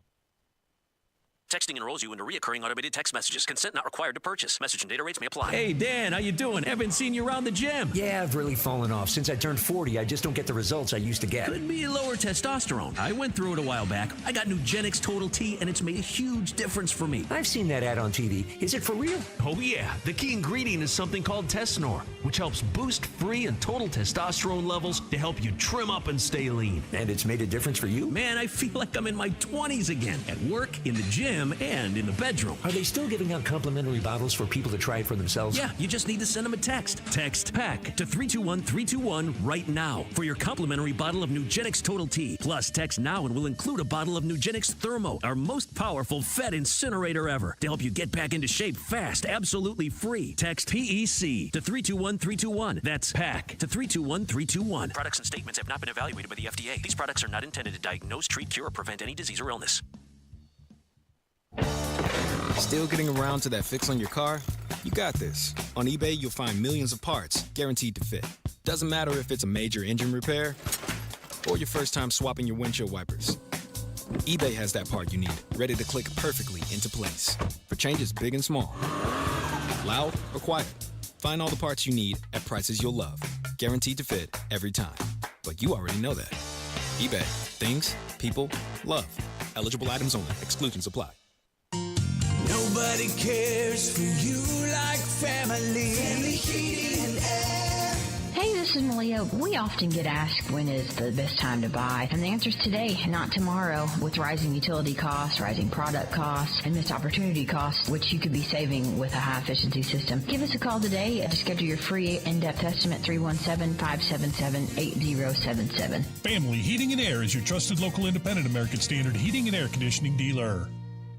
Alzheimer's disease affects more than 6 million Americans, and nearly 2/3 are women. Hi, I'm Cherie Sample Hughes, Chair for Women in Government. Alzheimer's disease progresses slowly over 10 to 20 years in stages. A timely diagnosis may allow for more options and bring new hope. This May is Mental Health Awareness Month. Talk to your doctor if you notice any memory or thinking issues in yourself or a loved one. Find more information at womeningovernment.org. Career changers, including veterans and active duty service members. Your transition starts here. Go from GI to IT in a matter of months. Become a certified cyber warrior with training at My Computer Career. Cybersecurity specialists are in high demand, offering IT pros great opportunities and a rewarding lifestyle while protecting our people, liberty, and treasured institutions from cyber threats. Deploy your career in IT today. Learn more at mycomputercareer.edu/CWP. SkillBridge and other VA benefits are available to those who qualify. At Price Point Comfort, we promise you'll never be sold something you don't need. Call us at 317-455-1124 or see us at PricePointComfort.com. Price Point Comfort is your trusted local independent American Standard heating and air dealer. Your Indiana Farm Bureau insurance agent is here to help guide you through the process, so you don't have to go it alone. Indiana Farm Bureau Insurance. Let's insurance together. You're listening to the Kendall and Casey Show on 93 WIBC. Okay, this headline, it scares me. Spanglish, you got to talk me off a cliff here. It's Kendall Casey Show. I'm Rob, Jerry Lopez on Twitter at Indy Spanglish. In for Casey. Kevin is here. Axios, they're like a political... they're a political website. They report on things going on in politics and government, and then they delve outside as well. But this article claims that within the next, this came from a guy. He's the CEO of Anthropic, one of the world's most powerful creators of artificial intelligence. Claims that AI could wipe out half of all entry-level white-collar jobs in the next 5 years. No, I believe it. I'll even do you one better. It's probably higher than entry level. I will confirm with you right now that there are very popular IT companies where the employees are physically working with AI every day to like answer the questions for the cut. We are training the people that are replacing us. Okay, this is interesting because my wife works in cybersecurity, and she claims, now you know me, I barely know how to turn a computer on. Which is crazy. But you're being honest. You still send things in the mail. Oh, totally. Yeah. Write checks. Yeah, that's legit. Some guy the other day, you'll love this. So the Warehouse-burg had a town council meeting the other night, and some guy, I'm leaving, and he walks out and he goes, "Hey, Rob, I'm a fan. I came here. I wanted to meet you." I said, "Oh, thanks." And he looks at the car. He goes, "Oh, that's your boy. That car is bad. You're not lying when you talk about it just having power locks or windows." No, man, here it is. No, I don't do anything with the technology. I can use I can do the Facebook, the Twitter. So I'm going to be here until I either am removed in a box or with a security escort, and then I'll go work at Wendy's or something. But could AI even replace you? Well, this is the cover. I'll get that in a second, because I had this conversation with our bosses, and they think I'm fine for a while. Now, unless it probably will be less offensive. Unless I do, right? So that's the. Unless I do something to get myself fired, they think like talk radio is fine for the first. Now there are DJs, right? People doing voiceover work that are AI now. Yep. So those people might be in trouble, but they think for a while. Because how is artificial intelligence going to, this is the point I've made. Artificial intelligence cannot replace the passion that you hear on this radio show each day. Artificial intelligence cannot replace the life experiences that I have that educated me to do this show, to educate people on local and state government unlike anybody else in the state. You cannot, I don't care what artificial intelligence knows, it cannot recreate my life experience, which drives this every single day. But my wife, who works in cybersecurity, now she says, because she deals with this stuff all the time, she still says artificial intelligence is relatively stupid. She thinks when she deals with but we're training it. Well, she did say that. But she said right now, she will prompt, is that what it's called? Yep. She will prompt it to do things just to see what it can do. Mm-hmm. And she will be like sitting on the couch and she'll start laughing. And then she'll tell me what she prompted it to do and how it did it wrong, and I don't have any idea what any of that means. But you are saying, because you kind of live in this world, right? Yeah. And so does your boy. Yep. Do you think this is totally accurate within 5 years? 100%. 100%. And especially entry level. I'll give you that. But I'll take it a step further. I think at mid-level, a lot of videos that we see online now will be completely AI. How many commercials have you seen for Joe Rogan? And you know Joe Rogan didn't sponsor whatever they're selling, but it is his voice. It's going to be hard to discern the difference in regular life, but when it comes to business, if you're the business owner, or do you want to keep paying? And it sucks because we're the employees. But do you want to keep paying employees if you can just have a computer do everything for you? Okay, so this is the full circle conversation. I wish we actually had an hour on this, because I was talking with Matt and David, our bosses, yesterday about this. And they actually made I'm extrapolating it from the point that they made, which is we as a society are subsidizing this when these data centers come to our city and we're giving them these 50-year tax abatements and all these incentives to come here. We are subsidizing the decline of the American workforce. And if we as taxpayers are stupid enough to subsidize this and we're actually putting people out of work, is universal basic income actually the next conversation? Because where do these people go? What do they do? I mean, if we get to the point where technology is basically running a quarter of what we do, you have to seriously consider universal basic income. Because what are people going to do? People talk about, oh, you want $17 to flip burgers. We'll get a machine to do that. Well, where do they go? You're right. And look at self-checkout. I hate self-checkout for the same reason. It's like, well, where do the cashiers go? You need someone to scan your groceries? No, I don't. Do you do that? Listen, I live in Hamilton County. They get delivered, baby. All right? Touch the bags. Gross. So you're not freaked out about some stranger picking your food out for you? You're not freaked out about I mean, they picked it out for you to begin with. Well, I trust the initial amigo that they picked a good whatever I want. That's wonderful. Yeah. However, but it's coming, Rob. Kev, you could be in trouble, though, because I think they could train. I mean, I hope you're not in trouble, but I think they could train AI to do, or at the very least, make it so simple for me that just pressing, it's like you press a button and something happens. Yeah, I mean, there's softwares like video editing and audio editing softwares that use AI to basically streamline the process. Should we just stop it? I mean, we have the ability to stop it, don't we? I mean, not really. We don't have the ability to stop. No, because it's all going to come down to capitalism. Like the business owner for Google wants to implement AI as much as they want. And the people at Google think it's cool, but at what point does AI take your job? Well, but that's my point. Don't we as a society? We do. The people do. Terminator warned about this 30 years ago, well, 40 years ago, right?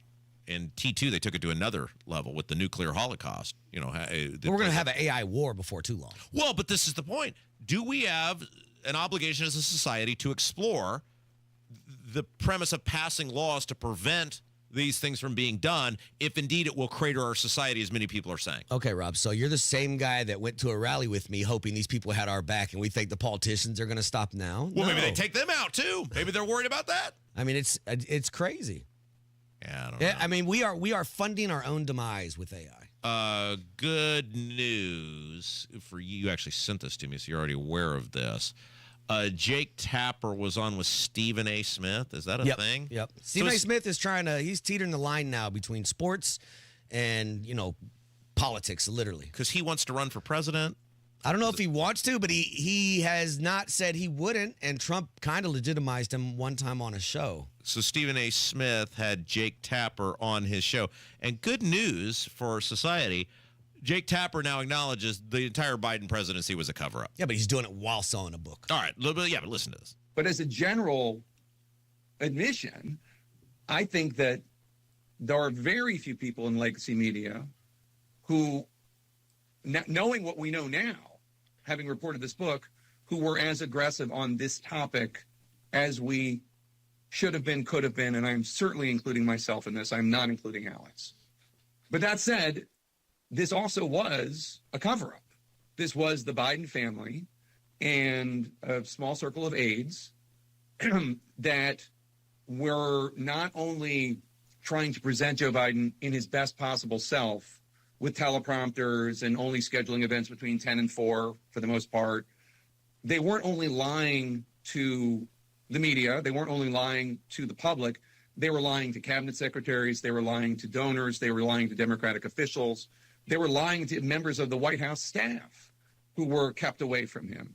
So that said, the media, including me, we should take our lumps 100%.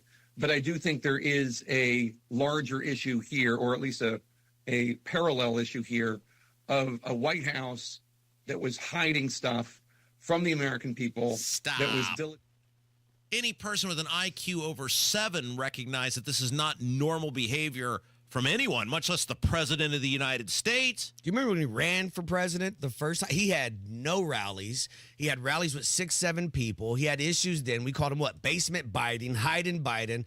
And they didn't ask the questions. Yeah. I don't care about the cover-up. Rob, you're asking the questions. Jake Tapper didn't ask the questions. That's right.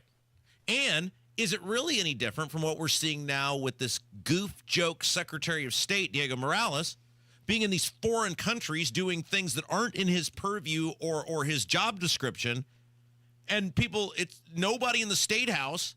We are certainly doing it. Indy Star is doing it. Capitol Chronicle is doing it. But no one in the State House is going, this is not normal behavior. Somebody get to the bottom of this. But yet no one will say a thing. Well, and what they will do later on is when all the cards fall down, they'll come out and go, we thought something was inconsistent. That's what Jake Tapper is doing now. Yeah. And for guys like Micah Beckwith to turn into a complete coward and refuse, I mean, that's basically what he said yesterday. He's not going to call for an investigation. He's not going to call a press conference. He's not going to put out a press release. For guys who have the ability not to make it happen, but that would be the lead story in the state. Lieutenant Governor calls for investigation into Secretary of State, and that would get the ball moving. That would get the ball rolling. Nobody wants to take this on, and it's the same thing here. When we look at Biden, well, they were covering what up? He was talking to dead people. He couldn't walk off a stage. What more proof did you need to start digging than when the guy was talking to a woman who had just died in a car crash? And if they wouldn't have had that debate, they wouldn't have said anything. That's right. All right, Hammer joins us next. Kendall Casey Show, 93 WIBC. Coming up on Tony Katz today, the International Trade Court rules against President Trump in the implementation of tariffs. Is that the right move? That's after the news at noon on 93 WIBC. Guys, listen up. If you've got kids and you're thinking, what are we going to do with them this summer?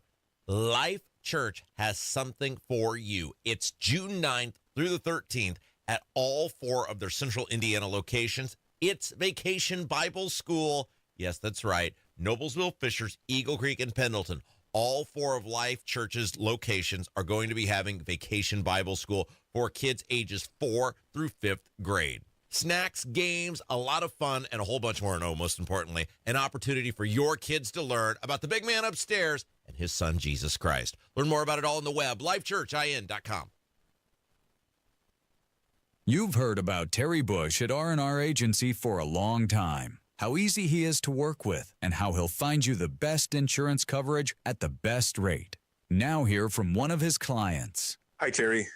Just wanted to touch base with you and let you know I got your email yesterday, and just wanted to say thank you for all of your help. This has been one of the easiest things that I've done in transitioning to my new job. So of all the things that have been going on lately, you've made this quite easy. So I do appreciate all your help, and thank you again. Terry has been helping people for over 35 years. If you're retiring early, self-employed, or need small group insurance, call 317-563-0868. That's 317-563-0868. Or go to rragency.org. rragency.org. As always, God bless America. Peace through strength and common sense government. My name's Craig Landers. I'm a union laborer for Local 120, and I'm a member of the Veterans Steering Committee and been retired for 7 years. For members of the Laborers International Union of North America, giving back is part of their commitment to the Indy community. I like to help veterans and family downtown. Part of the building burnt down that housed the veterans that lived there. So we donated money to help out. They lost everything they had. I mean, they didn't have much, but they lost what they did have. When the Indy community needs help, LIUNA steps up. People bring in clothes and shoes and food.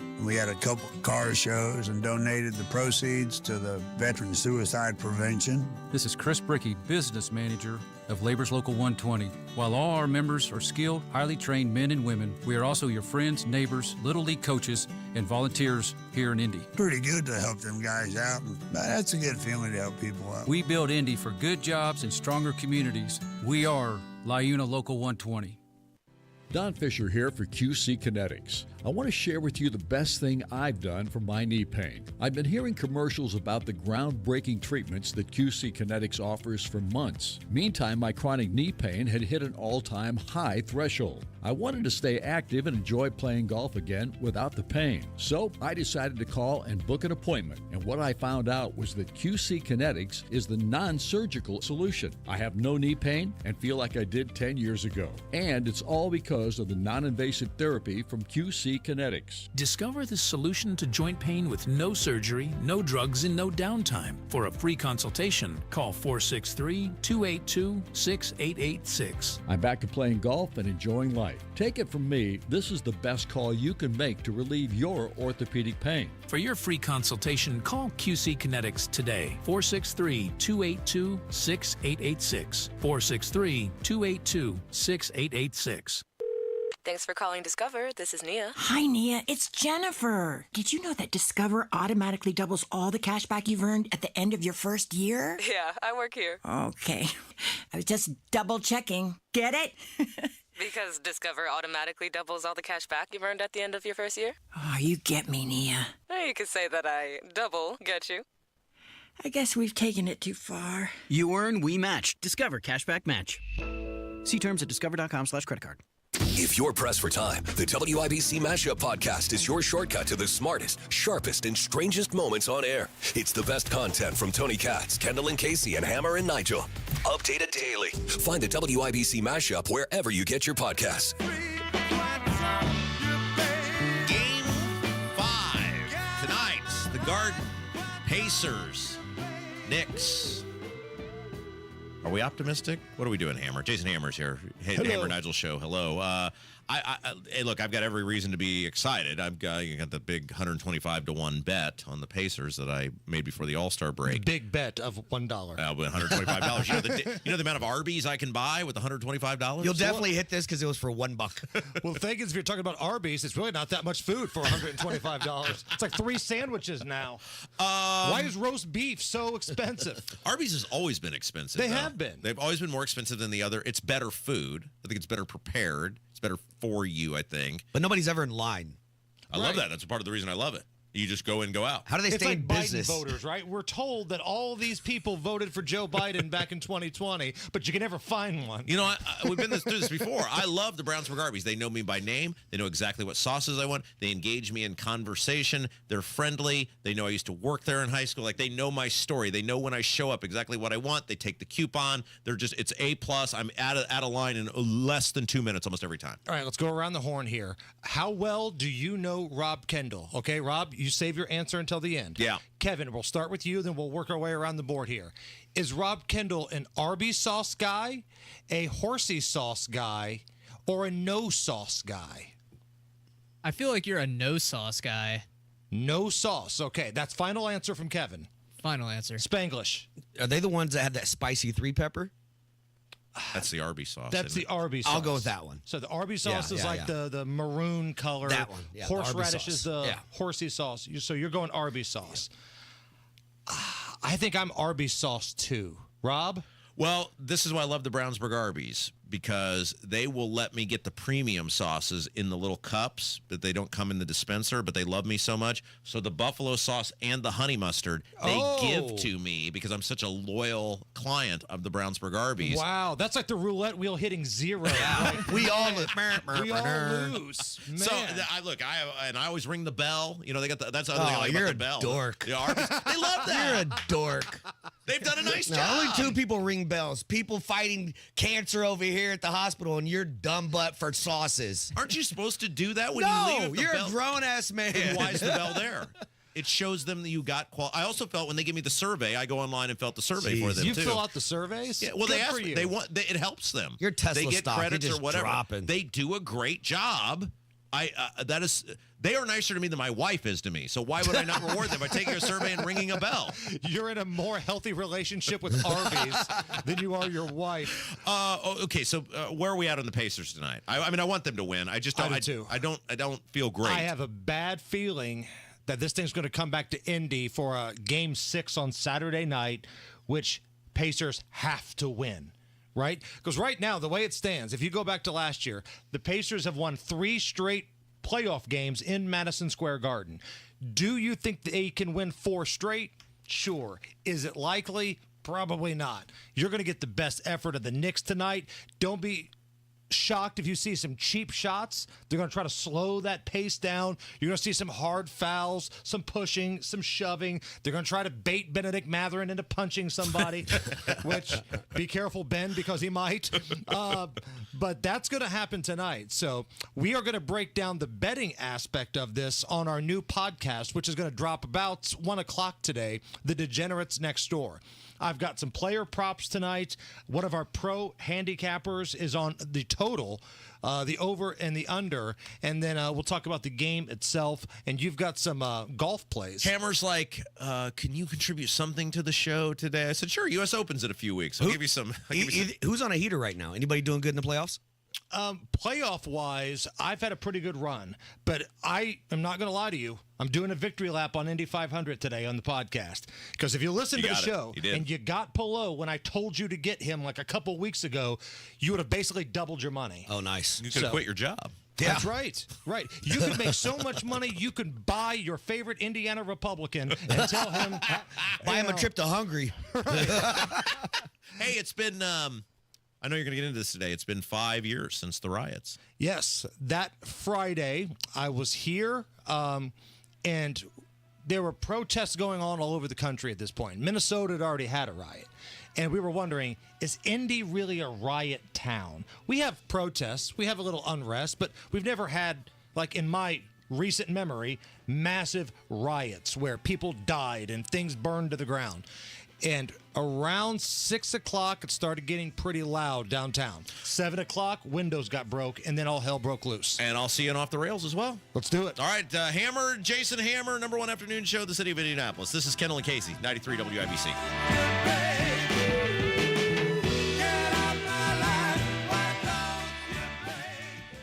You know exactly why you need to remodel that kitchen of yours. The space, it's outdated. You can't move around like you used to. It doesn't work like it needs to. You want to entertain and you want to improve your quality of life. This can happen, just not with the kitchen you have. You need to call Booher Remodeling, Booher, BooherRemodeling.com. They can take that old kitchen that's deteriorating and broken down and turn it into something that works for you and your family. Their 5-step design process from start to finish, the consultation, the preliminary design, the design development, getting all the documents together, and then getting it done. The best materials, the most skilled craftsmen in central Indiana. Booher Remodeling will guide you through the entire process, starting with the free initial consultation, and they stand behind their work with a 2-year workmanship guarantee. Create that new kitchen. Design experts can use an existing layout or begin completely from scratch. Talk to Booher Remodeling today. BOOHER, BooherRemodeling.com. That's BooherRemodeling.com. Are you planning for your retirement? Ensure you're on the right track with a crucial step, tax planning. At Absolute Wealth Management, LLC, every retirement plan we design includes comprehensive tax planning. Imagine maximizing your savings while minimizing tax burdens. Tax planning isn't just about the present. It's a cornerstone for retirement planning. The less you have to give to Uncle Sam, the more cash flow you have in retirement. So take control of your financial situation. Proper tax planning can help optimize your retirement income, leaving you with more time to enjoy the life you've worked hard for. Let us help you create a tax-efficient retirement plan. Your future self will thank you. Call Absolute Wealth Management, LLC, 317-288-0634. That's 317-288-0634. Or visit AbsoluteWealthManagementLLC.com. William Gonzalez offers investment advisory service through Gradient Advisors, LLC, 877-885-0508, an SEC-registered investment advisor. Absolute Wealth Management is not a registered investment advisor nor an affiliate of Gradient Advisors. Gradient Advisors, LLC, and its advisors do not render tax, legal, or accounting advice. Insurance offered through William Gonzalez, independent agent.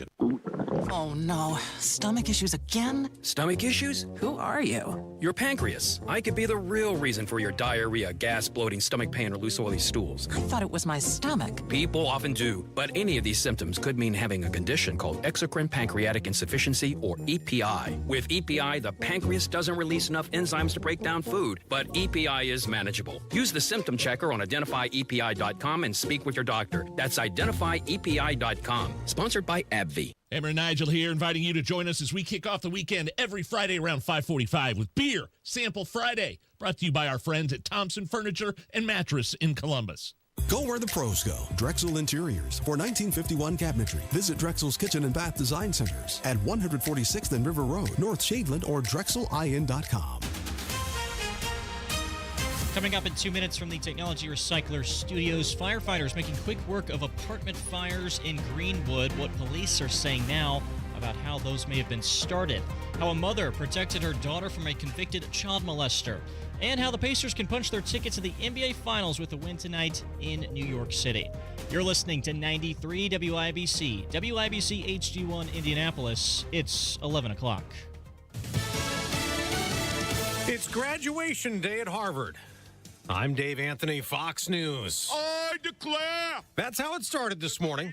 As controversy still swirls around the university over Trump administration allegations, Harvard's allowed anti-Semitism to thrive there, leading to a ban on Harvard enrolling international students. A federal judge has temporarily blocked that ban. And moments ago, that judge said she plans an injunction to keep blocking the ban. Fox's Alexis McAdams outside the court in Boston. This ban would impact at least 7,000 Harvard students, according to the school, and it also affects thousands of new students who are planning to come to Boston and to this campus this summer. Records show foreign students make up nearly 30% of Harvard student body. That's big money. The U.S. is also revoking visas of some Chinese students studying here, saying some have ties to the Chinese Communist Party. Elon Musk is wrapping up his work at Doge, ending the Tesla and SpaceX CEO's time as a special federal employee, cutting what he called wasteful spending and fraud at the Department of Government Efficiency. Republican Senator Ted Cruz tells Fox we owe Musk a thank you. His stock holdings dropped tens of billions of of dollars. It was a personal sacrifice, and the death threats that were directed against him. There were also protests damaging Tesla cars and dealerships as Democrats called Musk's work unconstitutional and out of control. The White House is planning to appeal a trade court ruling blocking many of the tariffs President Trump imposed on imports from a lot of countries, saying he overstepped his authority. This could upend the president's entire tariff policy. Fox Business Network's Edward Lawrence. It does pause the 10% baseline tariff as well as all the reciprocal tariffs announced on April 2nd. The ruling was so broad that it suspends the tariffs brought over the fentanyl emergency. That's 25% added to Canada and Mexico, as well as 20% on China. The bottom line, it's not a good mood inside the White House right now. However, tariffs on aluminum, steel, and foreign cars and auto parts still remain in effect. America's listening to Fox News. 93 WIBC Mobile News. On the level, on the go.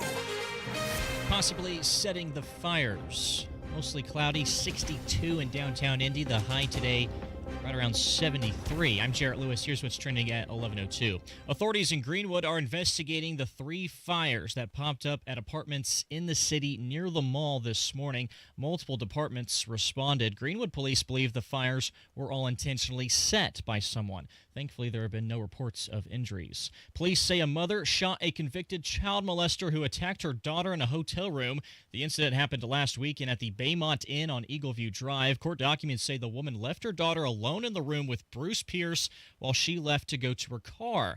When she came back to the room, she told police she saw Pierce on top of the girl trying to take her clothes off. Investigators say the mother pulled out a gun and shot Pierce multiple times. He was critically injured and taken to a hospital. Now a warrant has been issued for his arrest. There's a new Indiana law designed to protect victims of domestic violence. Ryan Hedrick explains. My sister only felt safe when he was in jail, and I don't want any family or any woman or man to go through. We had to go through with her. Michelle Hennessy at the State House Thursday for a bill signing. Her sister was murdered just before Christmas in 23. One of the new laws lets courts require ankle monitors for people charged with domestic violence. They just need some kind of warning. That law goes into effect on July 1st. Ryan Hedrick, 93 WIBC Mobile News. The Indiana Pacers with a chance tonight to make it to the NBA Finals, something they haven't done since 2000, as they will battle with the Knicks in Game 5 of the Eastern Conference Finals tonight. Head coach Rick Carlisle says the team is getting better, all while learning how to make it through these playoffs. Yeah, we're still pretty young, so we're learning by, some of the experience that we're getting right now. We've got to stay in the moment. We've got to keep our eye on the ball and go day to day and moment to moment here. Tonight's tip-off from Madison Square Garden comes your way at 8 o'clock Eastern Time. With a win, the Pacers will meet up with the Oklahoma City Thunder, the 1 seed out of the Western Conference Finals. And the Fever will look to bounce back from last night's 83-77 loss to the Washington Mystics as they return home tomorrow night to play the Connecticut Sun. The team again will have to be without Caitlin Clark. I'm Jarrett Lewis, on the level, on the go, and on WIBC.com. So what's in the bag today? Yesterday's leftovers? Another lunch meat sandwich? Well, go ahead and pull up a rock and settle in for a half hour of I wish I was eating something else. Or you could be eating something else, or someplace else. If you're brown bagging it at the corner of 30th and Shadeland area, drop over to His Place Eatery for 30 minutes of why didn't I know about this place sooner? Nothing fancy, not a lot of frills. They save that for the quality of the meal, like ribs that fall off the bone, southern fried chicken, sides that will cause your taste buds to thank you into tomorrow. Put that in your brown bag and eat it. Better yet, bank the bag. Go to His Place Eatery at the corner of 30th and Shadeland, or the newest location off 86th and Ditch Road. Your dirty boots and work clothes are welcome here. His Place, your place for lunch.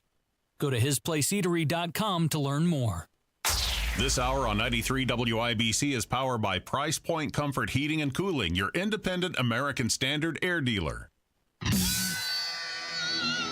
You're listening to Rob Kendall. When we talk about sending money somewhere, we're talking about printing the money because we have no money. And Casey Daniels. My government would never lie to me, would they? On 93 WIBC.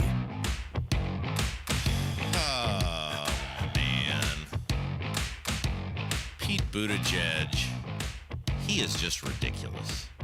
Why is he a thing? Like, what?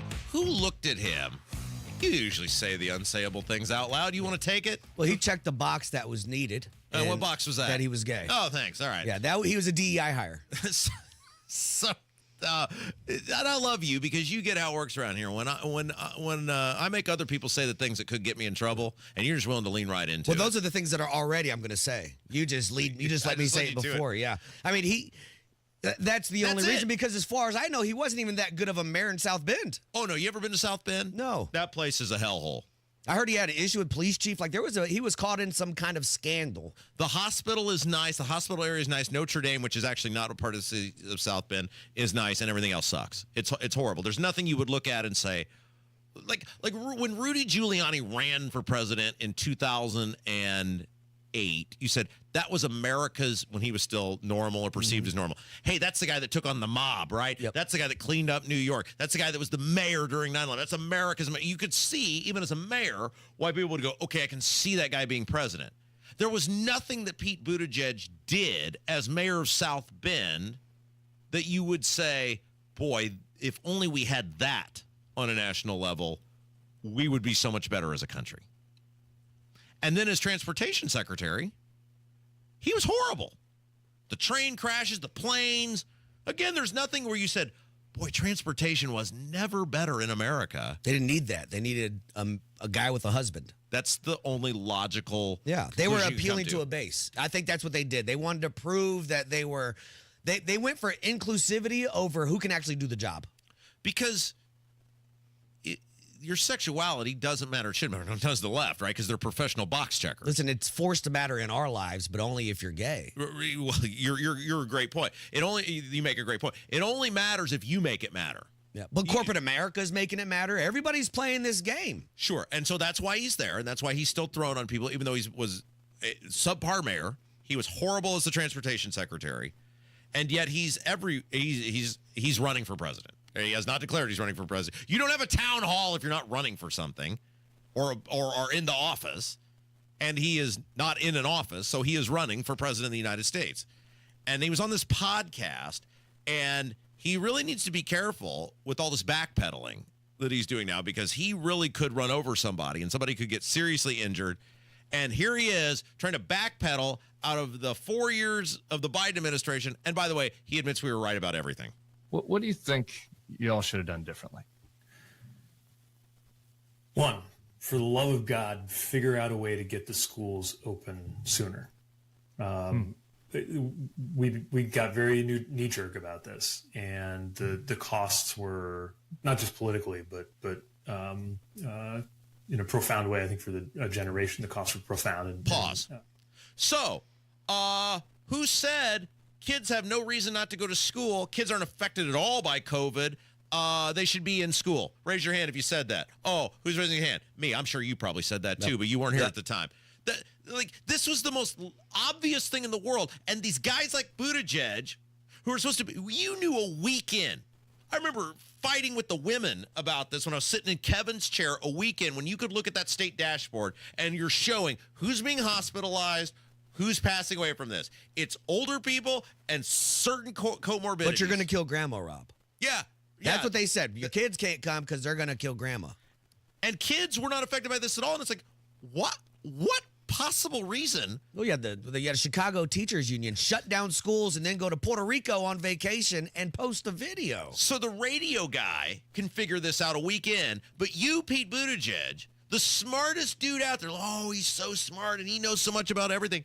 It took you 5 years to figure out the kids weren't affected and the schools should have been open? Go ahead. Who was, by the way, obviously doing their best to deal with a crisis that killed a million Americans. Sure. But I think most people involved would like to be able to have found a way to safely get more schools open more quickly. Pause. Obvious. The way to get them open is open them. That's it. Go to work.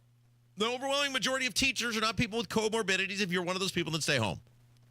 It's just like 90% of society could have functioned completely normal. Would we have felt some economic pain? Yes. Would we have felt what happened? No, nor anything close to it. None of it needed to happen. Yeah, He's ridiculous. In my America, if you're scared to go outside, stay inside. That's right. Why should I have to stay inside? Let the kids go to school. Kids were not affected by COVID, and most of the teachers were like the rest of us. You got COVID. It sucked for a few days. You got over it. You went on your merry way. That was what happened for the overwhelming majority of people who got the COVID. Go ahead.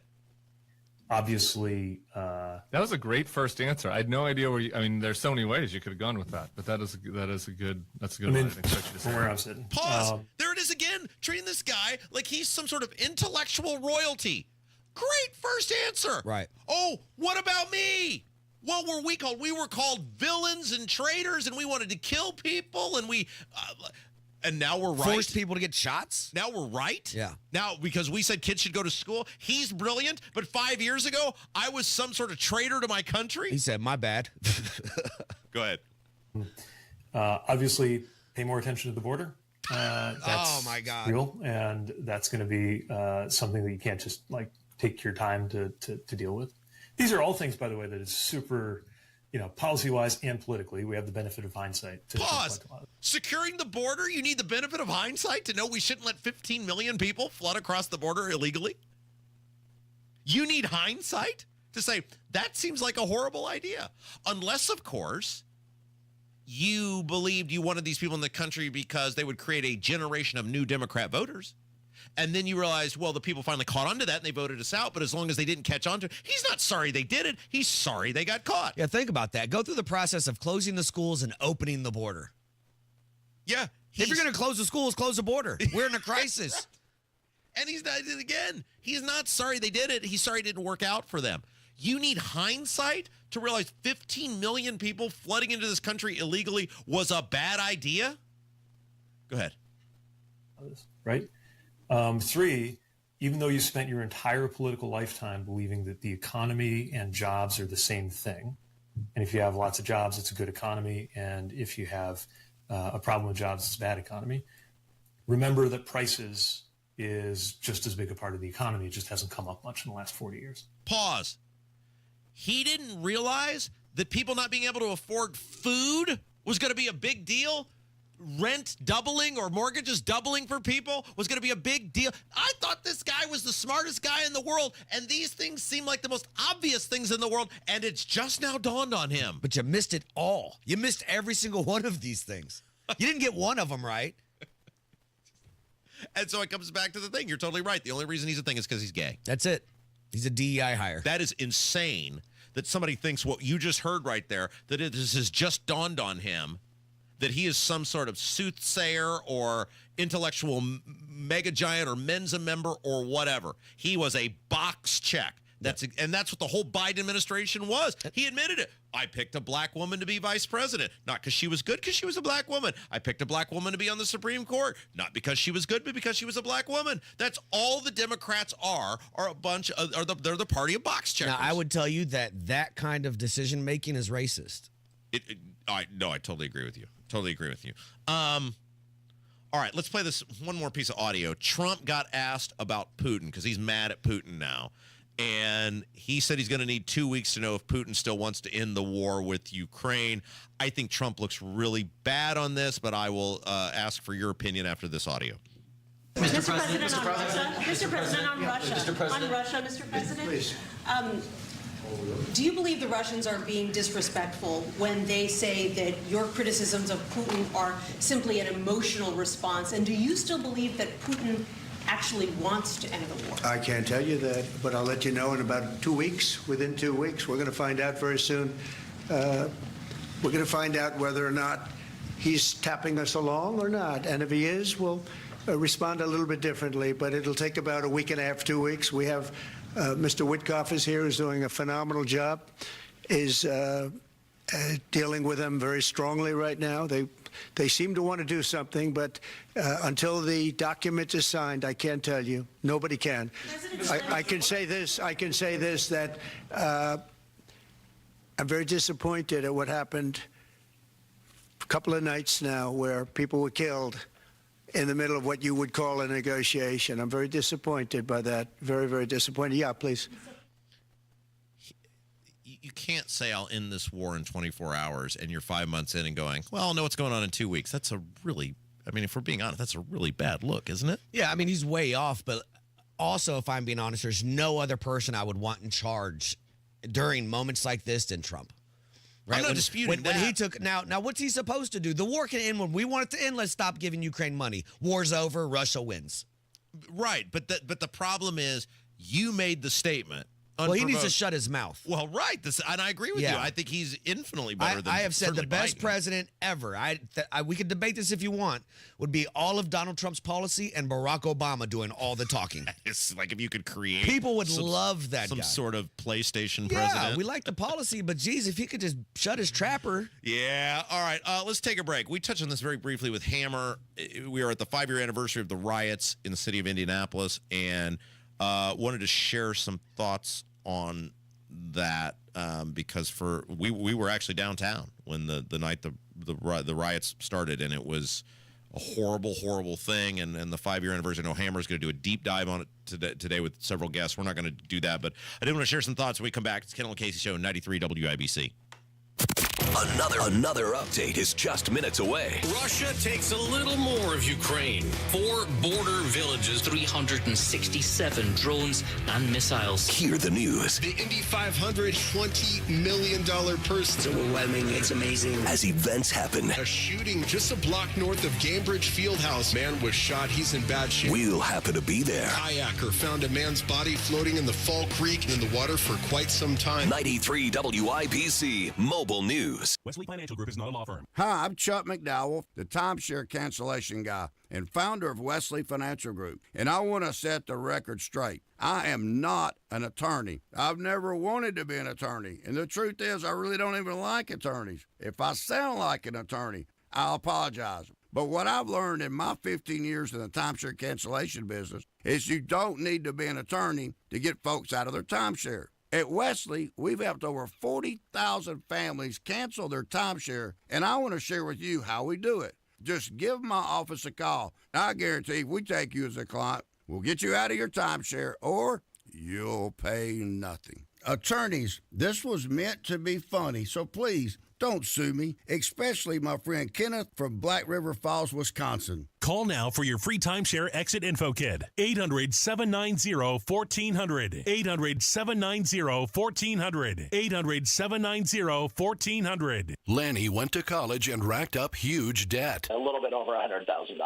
For a degree he couldn't use? Now what? I had a friend that went to my computer career. They even helped him get hired immediately after graduation. One of the things I love about IT is that you can work from anywhere you want. You could become an IT pro in just months, including cybersecurity and the basics of AI with zero experience at mycomputercareer.edu. It worked for me, and I know it can work for you. This is one student's experience. Individual results vary. I'm David Peterson, President and CEO for ERMCO, electrical systems and automation contractor for major projects such as the Indiana University Medical School and the new Fishers Event Center. While we're known for these landmark projects, companies of all sizes depend on ERMCO for their preventative maintenance, emergency repairs, and energy management services. Regardless of the type or size of your project, you deserve quality and integrity. You deserve ERMCO, empowering people, inspiring innovation. ERMCO is proud to be a Quality Connection contractor, quality work, customer connected. It's the Bash Sale, the biggest automotive sale in history. Your local Bill Estes dealerships are coming in hot with deals on trucks you don't want to miss. We have a huge selection of trucks at one easy online stop. Brand new Chevy, Ford, GMC, Jeep, Ram, and Toyota trucks with a massive pre-owned selection too. Plus, our fair and direct upfront pricing means what you see is what you pay. Shift into savings during the Bash Sale, only at Bill Estes dealerships, and drive away in your dream truck today. Online at BillEstesTrucks.com.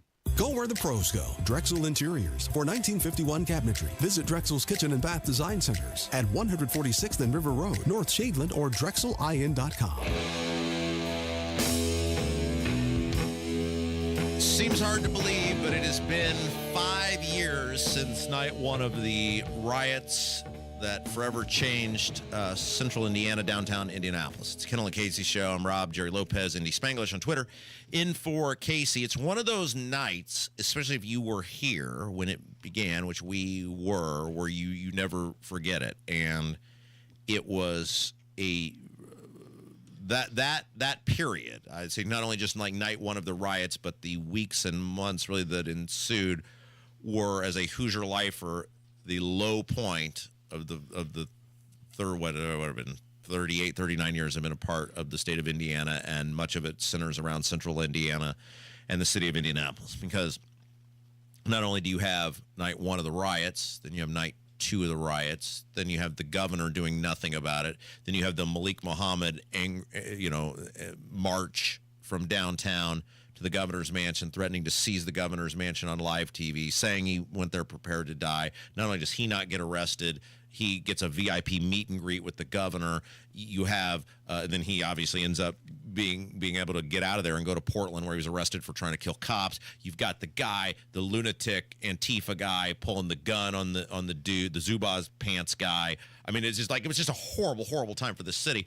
And my now wife, she's my girlfriend at the time, we were downtown when the little mob of mostly peaceful protesters was beginning to gather on Monument Circle. And I remember seeing these people walk past. Sun was still out. It was actually, I believe, the first weekend that they had allowed in-person, in-store dining in bars and restaurants in the city. So there were a lot of people out that were trying to take advantage of that. We were one of them. We were actually down at Brothers, and I saw these people start walking past. Sun was still out. I told her, I said, we got to go.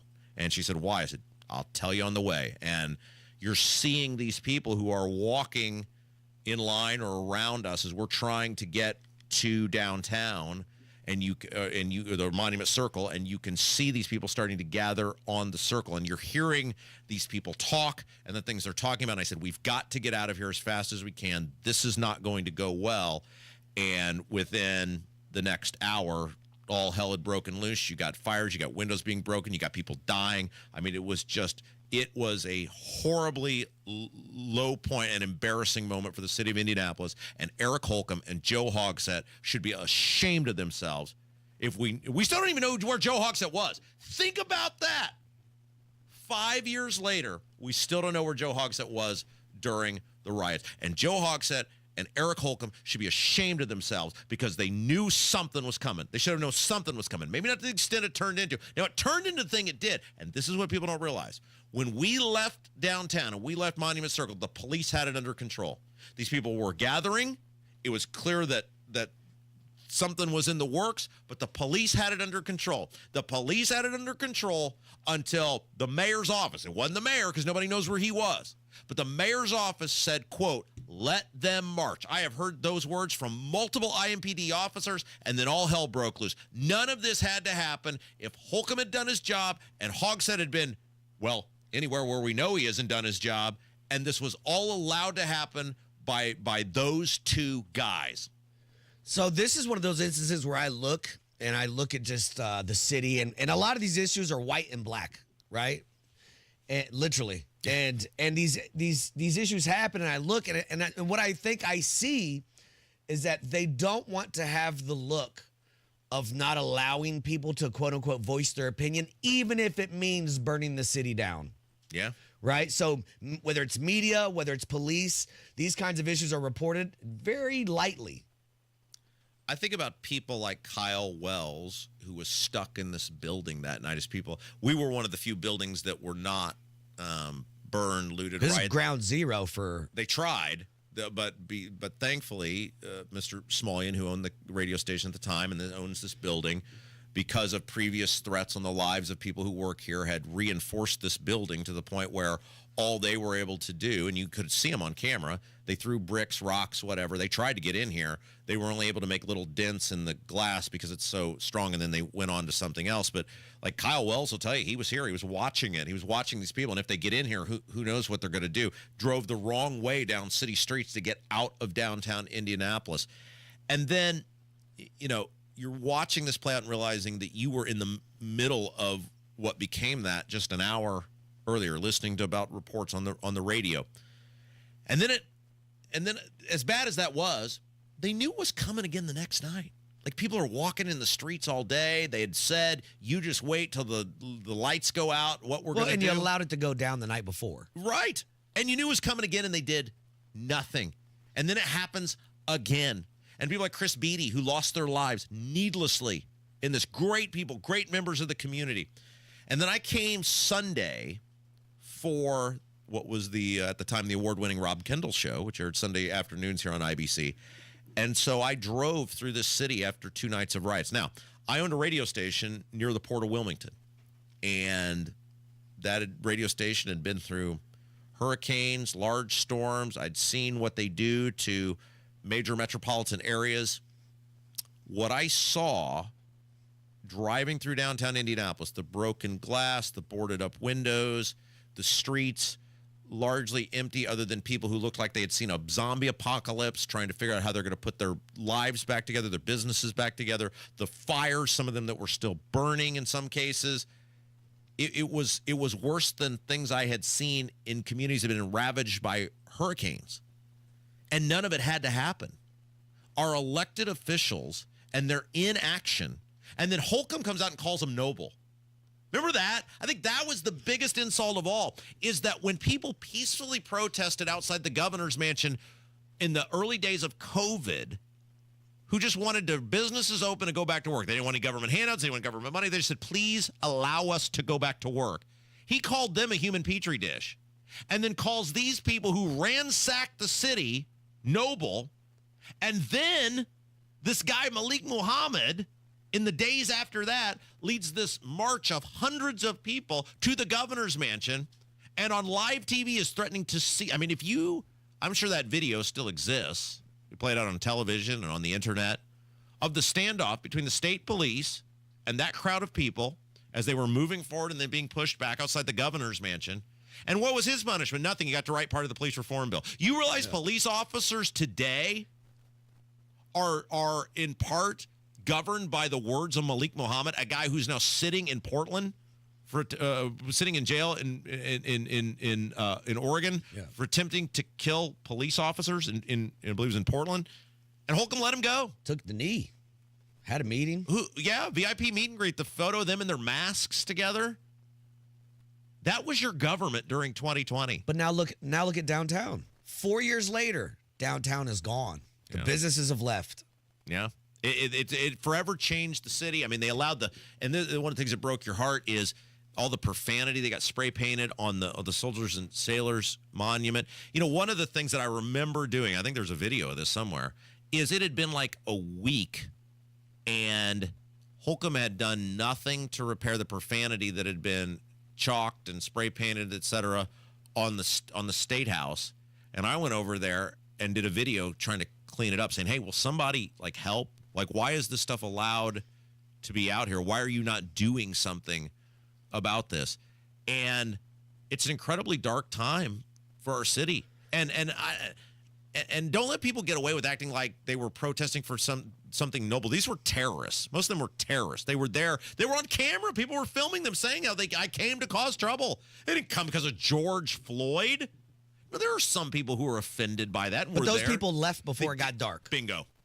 They were the people who peacefully were out marching, behaving themselves in the daytime. Yeah, but how far away are we from that again with this pro-Hamas stuff? Well, I mean, how long does it take before you get a group 200, 300 people downtown and it goes crazy again? Because you've already shown us once you won't act. Yeah, and one thing I do think, as critical as I am of the guy, I don't think Braun, from his perspective, with the National Guard, state police, et cetera, would allow it to happen again. But I think Hogsett would.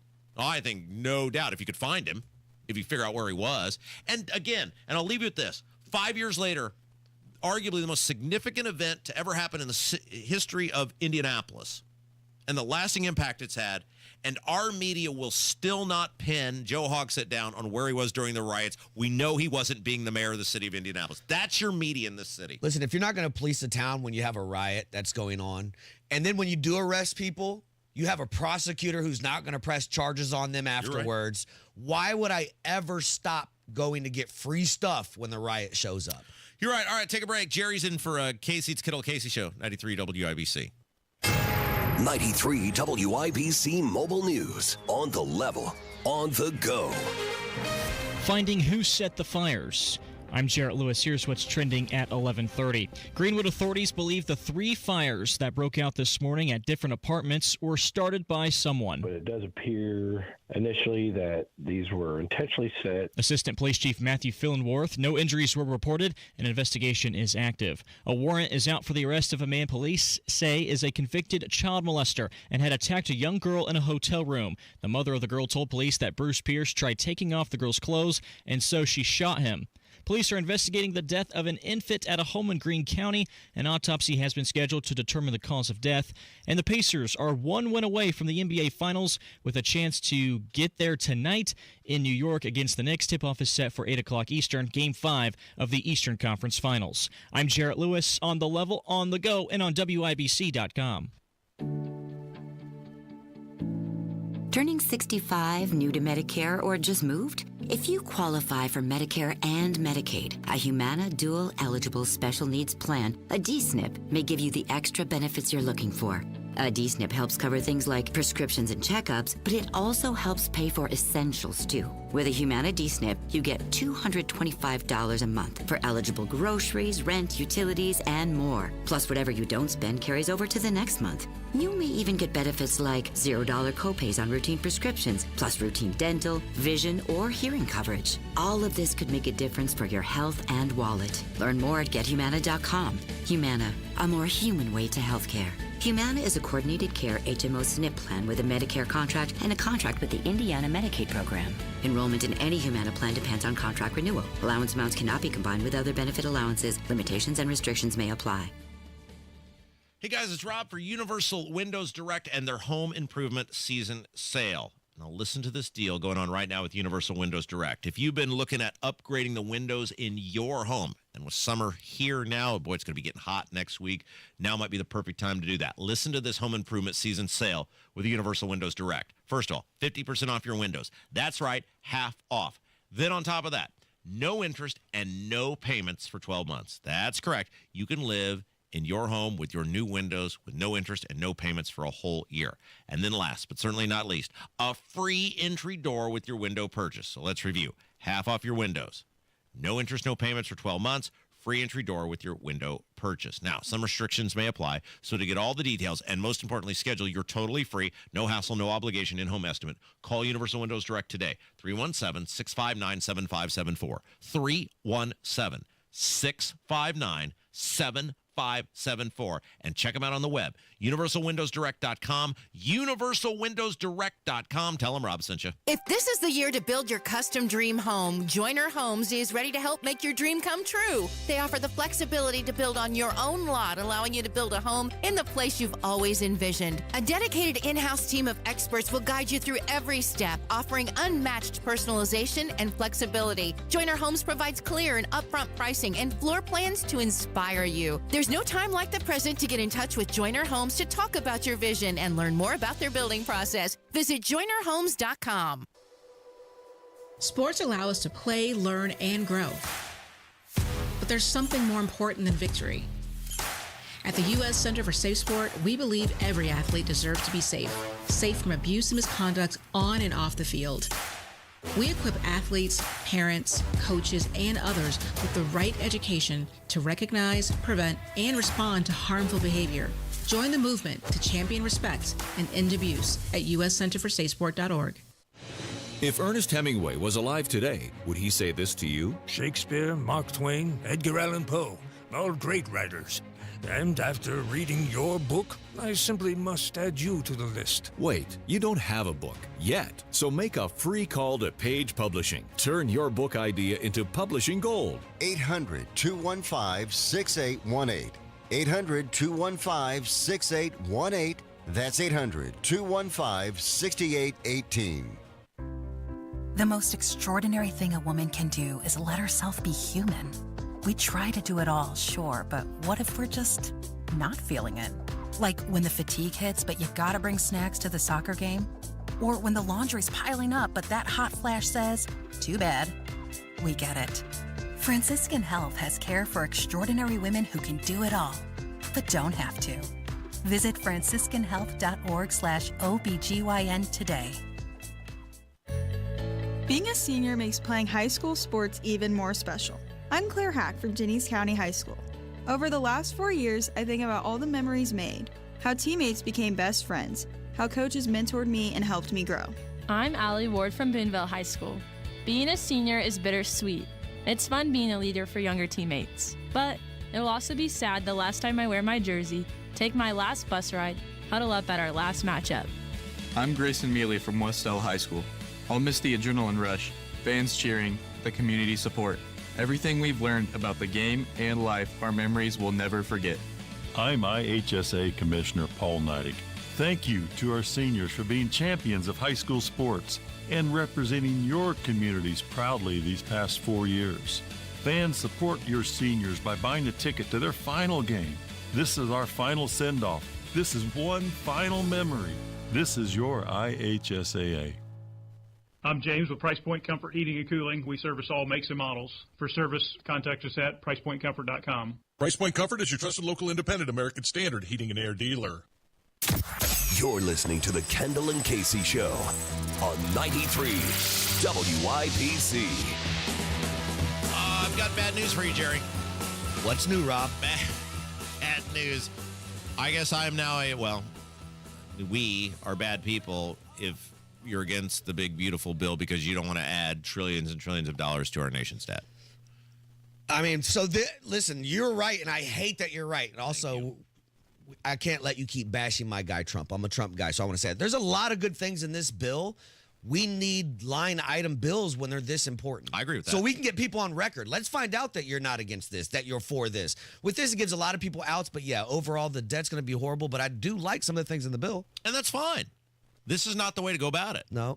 And by the way, you got to admit, and we were talking about this yesterday, you have said I hated you when I first heard you. Yeah. And now you're like Roddy Piper. Now I hate you because you've opened my eyes. Yeah, you can't unsee the stuff. Yeah. Once you see it, you can't. You've got the glasses on. You're here to kick ass and chew bubble gum, and you're all out of bubble gum. Yep. And that's how you view these politicians out. All right, so Trump got asked about this, and look, I find this pretty offensive because I'm against this bill. I don't think I'm a bad person for saying that I don't want to add tens of trillions of dollars to our nation's debt, which is already out of control. And Trump's saying Democrats, now he's saying, well, they're bad people because they want open borders by voting against the big bullcrap bill. You got to be really careful about the words that you use because you're painting everybody with the same brush when you say this. And I don't think I'm a bad person for saying you should have to pay your bills, Mr. President. But here's what Trump had to say. We have 0 Democrat votes because they're bad people. There's something wrong with them. You know, they'll let people pour into our country. Single biggest problem is we had 21 million people pour into our country, probably higher than that. And they're people that weren't supposed to be here. And many of those people are bad. Murderers, drug dealers, the mentally insane. They were closing mental institutions all over the world, not South America, all over the world. They're coming into our country, and we're getting them out. And we're having a hard time because some judges aren't making it very easy for us, and it's tough enough. They approved that. They allowed that to happen to our country. When you tell people in a blanket fashion you're a bad person, you lose them. I mean, this is what happened with Trump voters. Yeah, I mean, it's like you are I support what he's doing at the border. I support having a separate bill that deals with the border, and we cut spending somewhere else to pay for the money to go to the border. Why is that some radical idea, and why does it make me a bad human for saying you need to pay your bills the same way regular people pay their bills, and if you want money for the border, which I support, take it from somewhere else? Doesn't make me a bad human being, and I'm not going to say that he's some sort of great guy because he thinks I'm a bad guy for saying you got to pay your bills. But it's bills like this that got us into the waste and fraud issue, right? Because you're slipping all kinds of things in these huge bills. Something as important as the southern border should be standalone by itself. You have the numbers, get it done. Okay, next. Okay, maybe we have some Republicans that don't agree on Social Security. Let's pass things we can get done right now. Yeah, it would be so simple, and you're right, because this is how they get the bull crap in there. They dump it all in one thing. And don't think just because Trump's in charge that the bull crap it's just different bull crap. There's no way you get to this level of spending without the bull crap. And what they do, they would have this passed tomorrow if they said, okay, the border costs X, the continuation of the Trump tax cuts costs Y. Here's the total cost together. Cut this, vote on it, pass it, we're done. But they want all these extras in there. They want all these other things. And you're right. If they just did that and paid for it, then they could go for the other things, which is what guys like Ron Johnson and Rand Paul and Mike Lee are saying is pass the things that we know we can pass, cut to pay for the things that we can pass, and then once we've got the necessities done, which are continuing the economy in the fashion it is with the continuation of the tax cuts and securing the border, which should be 1A and 1B, then we'll deal with the rest. But he won't do that because he knows he won't get the rest of the stuff, which is the legalized vote buying stuff. Yeah, and it's a little manipulative to say, I'm going to run on the border. I'm going to run on the border. Well, if you want the border, you have to have all this other stuff. Well, we didn't even talk about that when you ran. That's right. Yep, you're right. Okay, so Kash Patel, he's been a colossal disappointment running the FBI. Long time since day one, brother. And we still don't have Epstein. We don't have anything. We're on day past 100. Did you say that there's some Bongino's trying to say now that they've magically now got video of Epstein killing himself? Supposedly there's a video of Epstein. Where's that been? Well, I don't know. Where's any of this I been? thought there was no video. No, I thought that it was turned off. And now you're saying there's some report that Bongino said there's video of Epstein killing himself? Not of killing himself. He said that there is a video that will be released pretty quickly. I don't know how long that is. Will that be as cool as the binder? Will that be as informative as the binder? Who knows? But supposedly there's something. Anyway, Kash Patel's doing this same double speak ridiculousness too about January 6th. Everybody knows there were federal agents on the ground January 6th. Everybody knows that they were egging people on, that not really in dispute. And he gets asked by Brett Baer about this, and he says, yeah, we got all the answers on this, but you can't have them yet. And like I said, this seems very Epstein investigation. Lots of promises, lots of hype, little actual meaningful info. Take a listen. But more importantly, people have had questions about January 6th and whether or not there were FBI sources, not agents, sources on the ground during January 6th. And I told you I would get you the definitive answer to that, and we have. And we are in the process, again, of working with our partners to divulge that information, and it is coming. And I will tell you this. The answer to that question will surprise and shock people because of what past FBI leaders have said about it. Former FBI Director Chris Wray eventually admitted to Congress there were 26 FBI confidential human sources in and around the Capitol January 6th, but not actual agents. Can you say that's true? Are there more than that? What you're learning from that? I can say that that is definitely a piece of the truth. Why it took a ton of time for and questioning in Congress for the director to get that point is what I'm trying to eliminate from the FBI. If Congress asks you a question under oath, whether or not there were sources in around January 6th at the Capitol, you as the director of the FBI need to know that. What the hell's the answer to the question? Who were the people? How many were there? What were they doing? He's doing the thing where he's saying everything but the answer, which he claims to have the answer for. And he's playing a very slick game by using the words FBI sources versus agents. Well, a source is just somebody who's reporting. We don't care about them. Was anybody in here egging the crowd on? Remember in Dumb and Dumber where they're at the gas station and he lights his leg on fire and she's giving him the phone number and she keeps giving him the wrong number and finally he just shouts at her, just give me the damn number. Like that's what this guy, it's like him, Bongino, all of these, Pam Bondi. This is why they were elected day one. Tell us the information. We will release it day one. You clearly claim to have the information. Tell me what the information is. And who's he got to work with to release this? You're the director of the FBI. So unless it's people that are confidential informants or some current operation, put it out. Yeah. All right, let's take a break. When we come back, oh boy, this will be fun. One of our own, one of WIBC's own, he's got a new 3-part book thriller that he has released. We will interview him. Oh, and by the way, it's set in the city of Indianapolis, and this show, us, we, Kendall Casey, are central characters in the book. This is going to be great. It's Kendall Casey Show, 93 WIBC.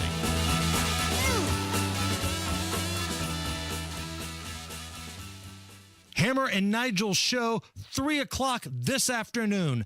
It's 5 years since the riots in Indianapolis. FOP President Rick Snyder, IMPD Chief Chris Bailey, all scheduled to join us. Are you planning for your retirement? Ensure you're on the right track with a crucial step, tax planning. At Absolute Wealth Management, LLC, every retirement plan we design includes comprehensive tax planning. Imagine maximizing your savings while minimizing tax burdens. Tax planning isn't just about the present. It's a cornerstone for retirement planning. The less you have to give to Uncle Sam, the more cash flow you have in retirement. So take control of your financial situation. Proper tax planning can help help optimize your retirement income, leaving you with more time to enjoy the life you've worked hard for. Let us help you create a tax-efficient retirement plan. Your future self will thank you. Call Absolute Wealth Management, LLC, 317-288-0634. That's 317-288-0634. Or visit AbsoluteWealthManagementLLC.com. William Gonzalez offers investment advisory service through Gradient Advisors, LLC, 877-885-0508, an SEC-registered investment advisor. Absolute Wealth Management is not a registered investment advisor nor an affiliate of Gradient Advisors. Gradient Advisors, LLC, and its advisors do not render tax, legal, or accounting advice. Insurance offered through William Gonzalez, independent agent.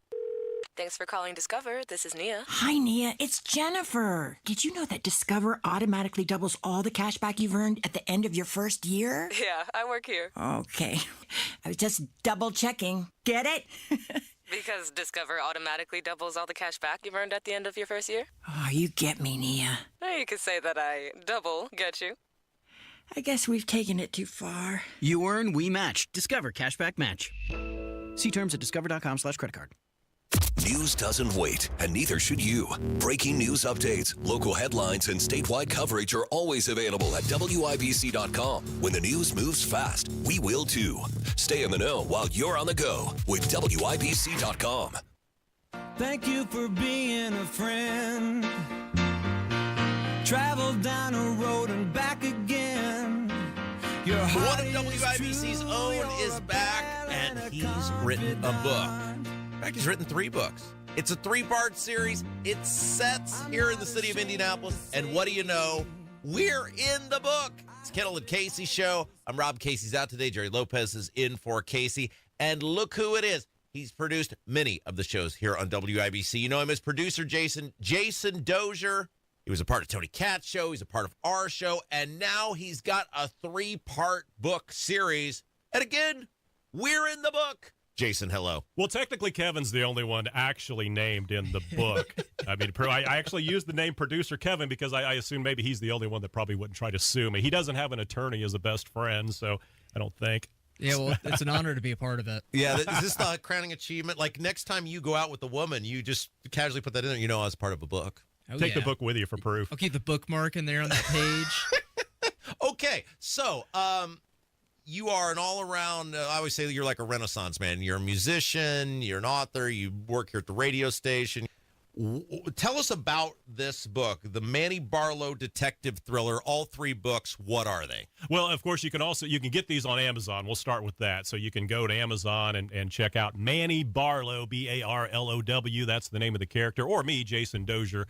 And you can find this trilogy. And basically, Manny is an Indianapolis police detective, and he's chasing serial killers. I don't know. We have too many of those, so it is fiction.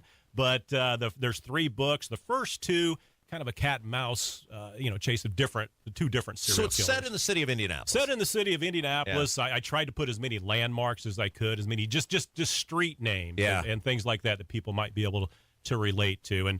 And there's a radio guy in there that kind of helps out a little bit. Yeah. It's not Rob Kendall, but his name is Mike Roberts.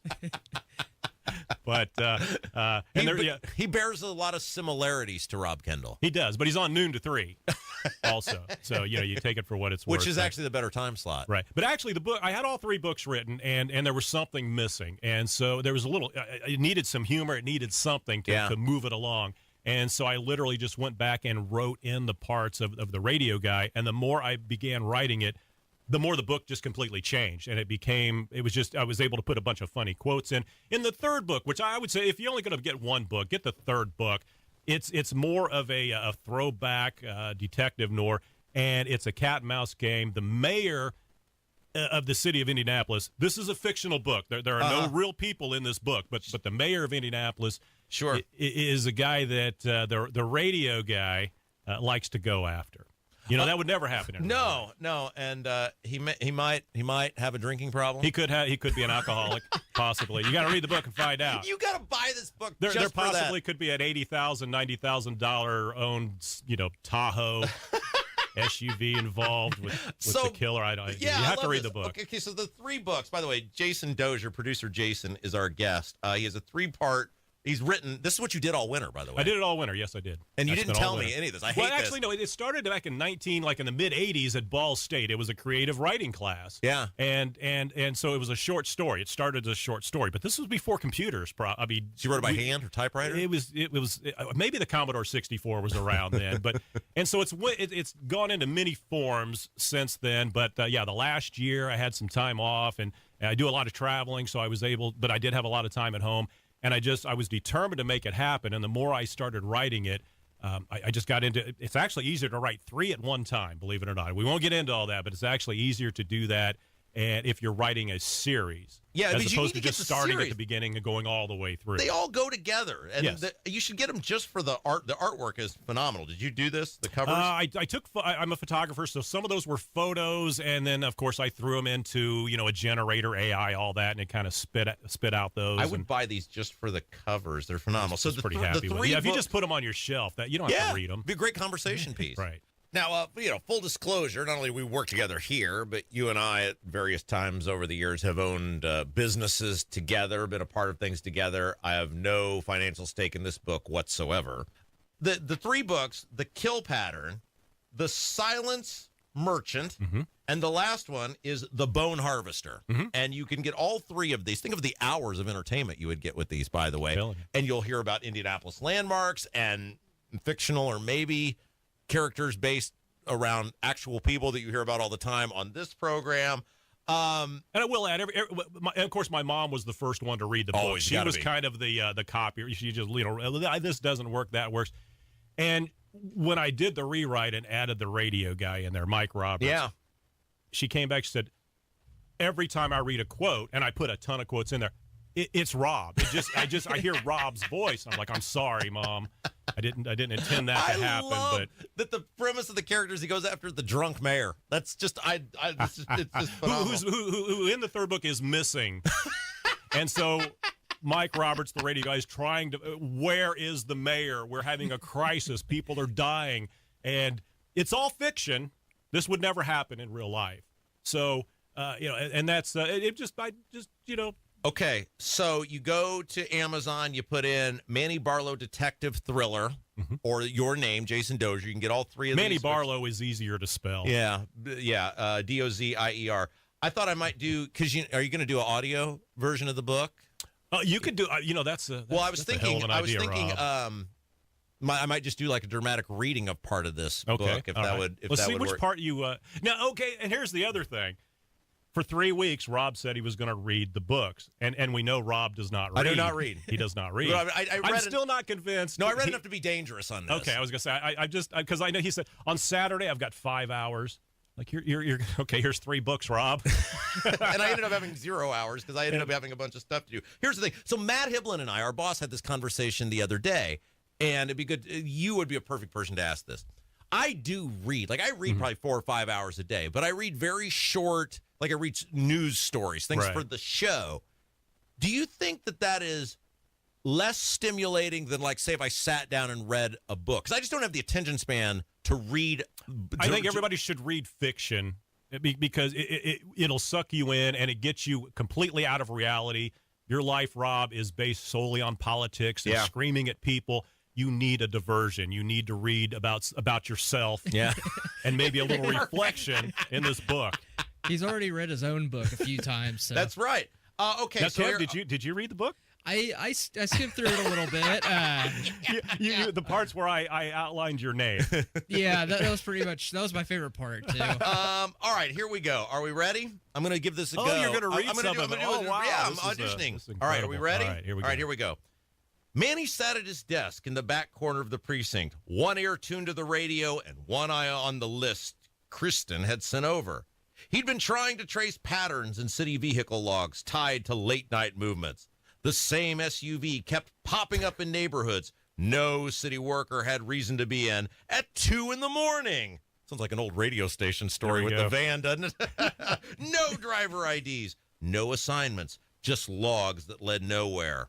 On the air, Mike kept going. Mayor Brash has missed 6 public appearances in 8 days, 3 council meetings, 2 press events, and yesterday's scheduled walkthrough of the South Side Flood Mitigation Project.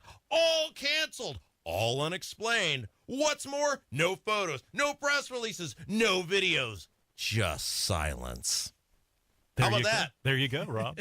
That's part of what you will read, and this is from the third book, The Bone Harvester. Now all I'm going to hear in my head is you every time now when I look at this book. You should do the audiobook for it. Well, awesome. It seems like a lot of work. It does. Yeah, true. All right, real quick before I let you go, I'd be remiss. You're a Renaissance man, as we said, and you're musicianing. So people could theoretically order this now.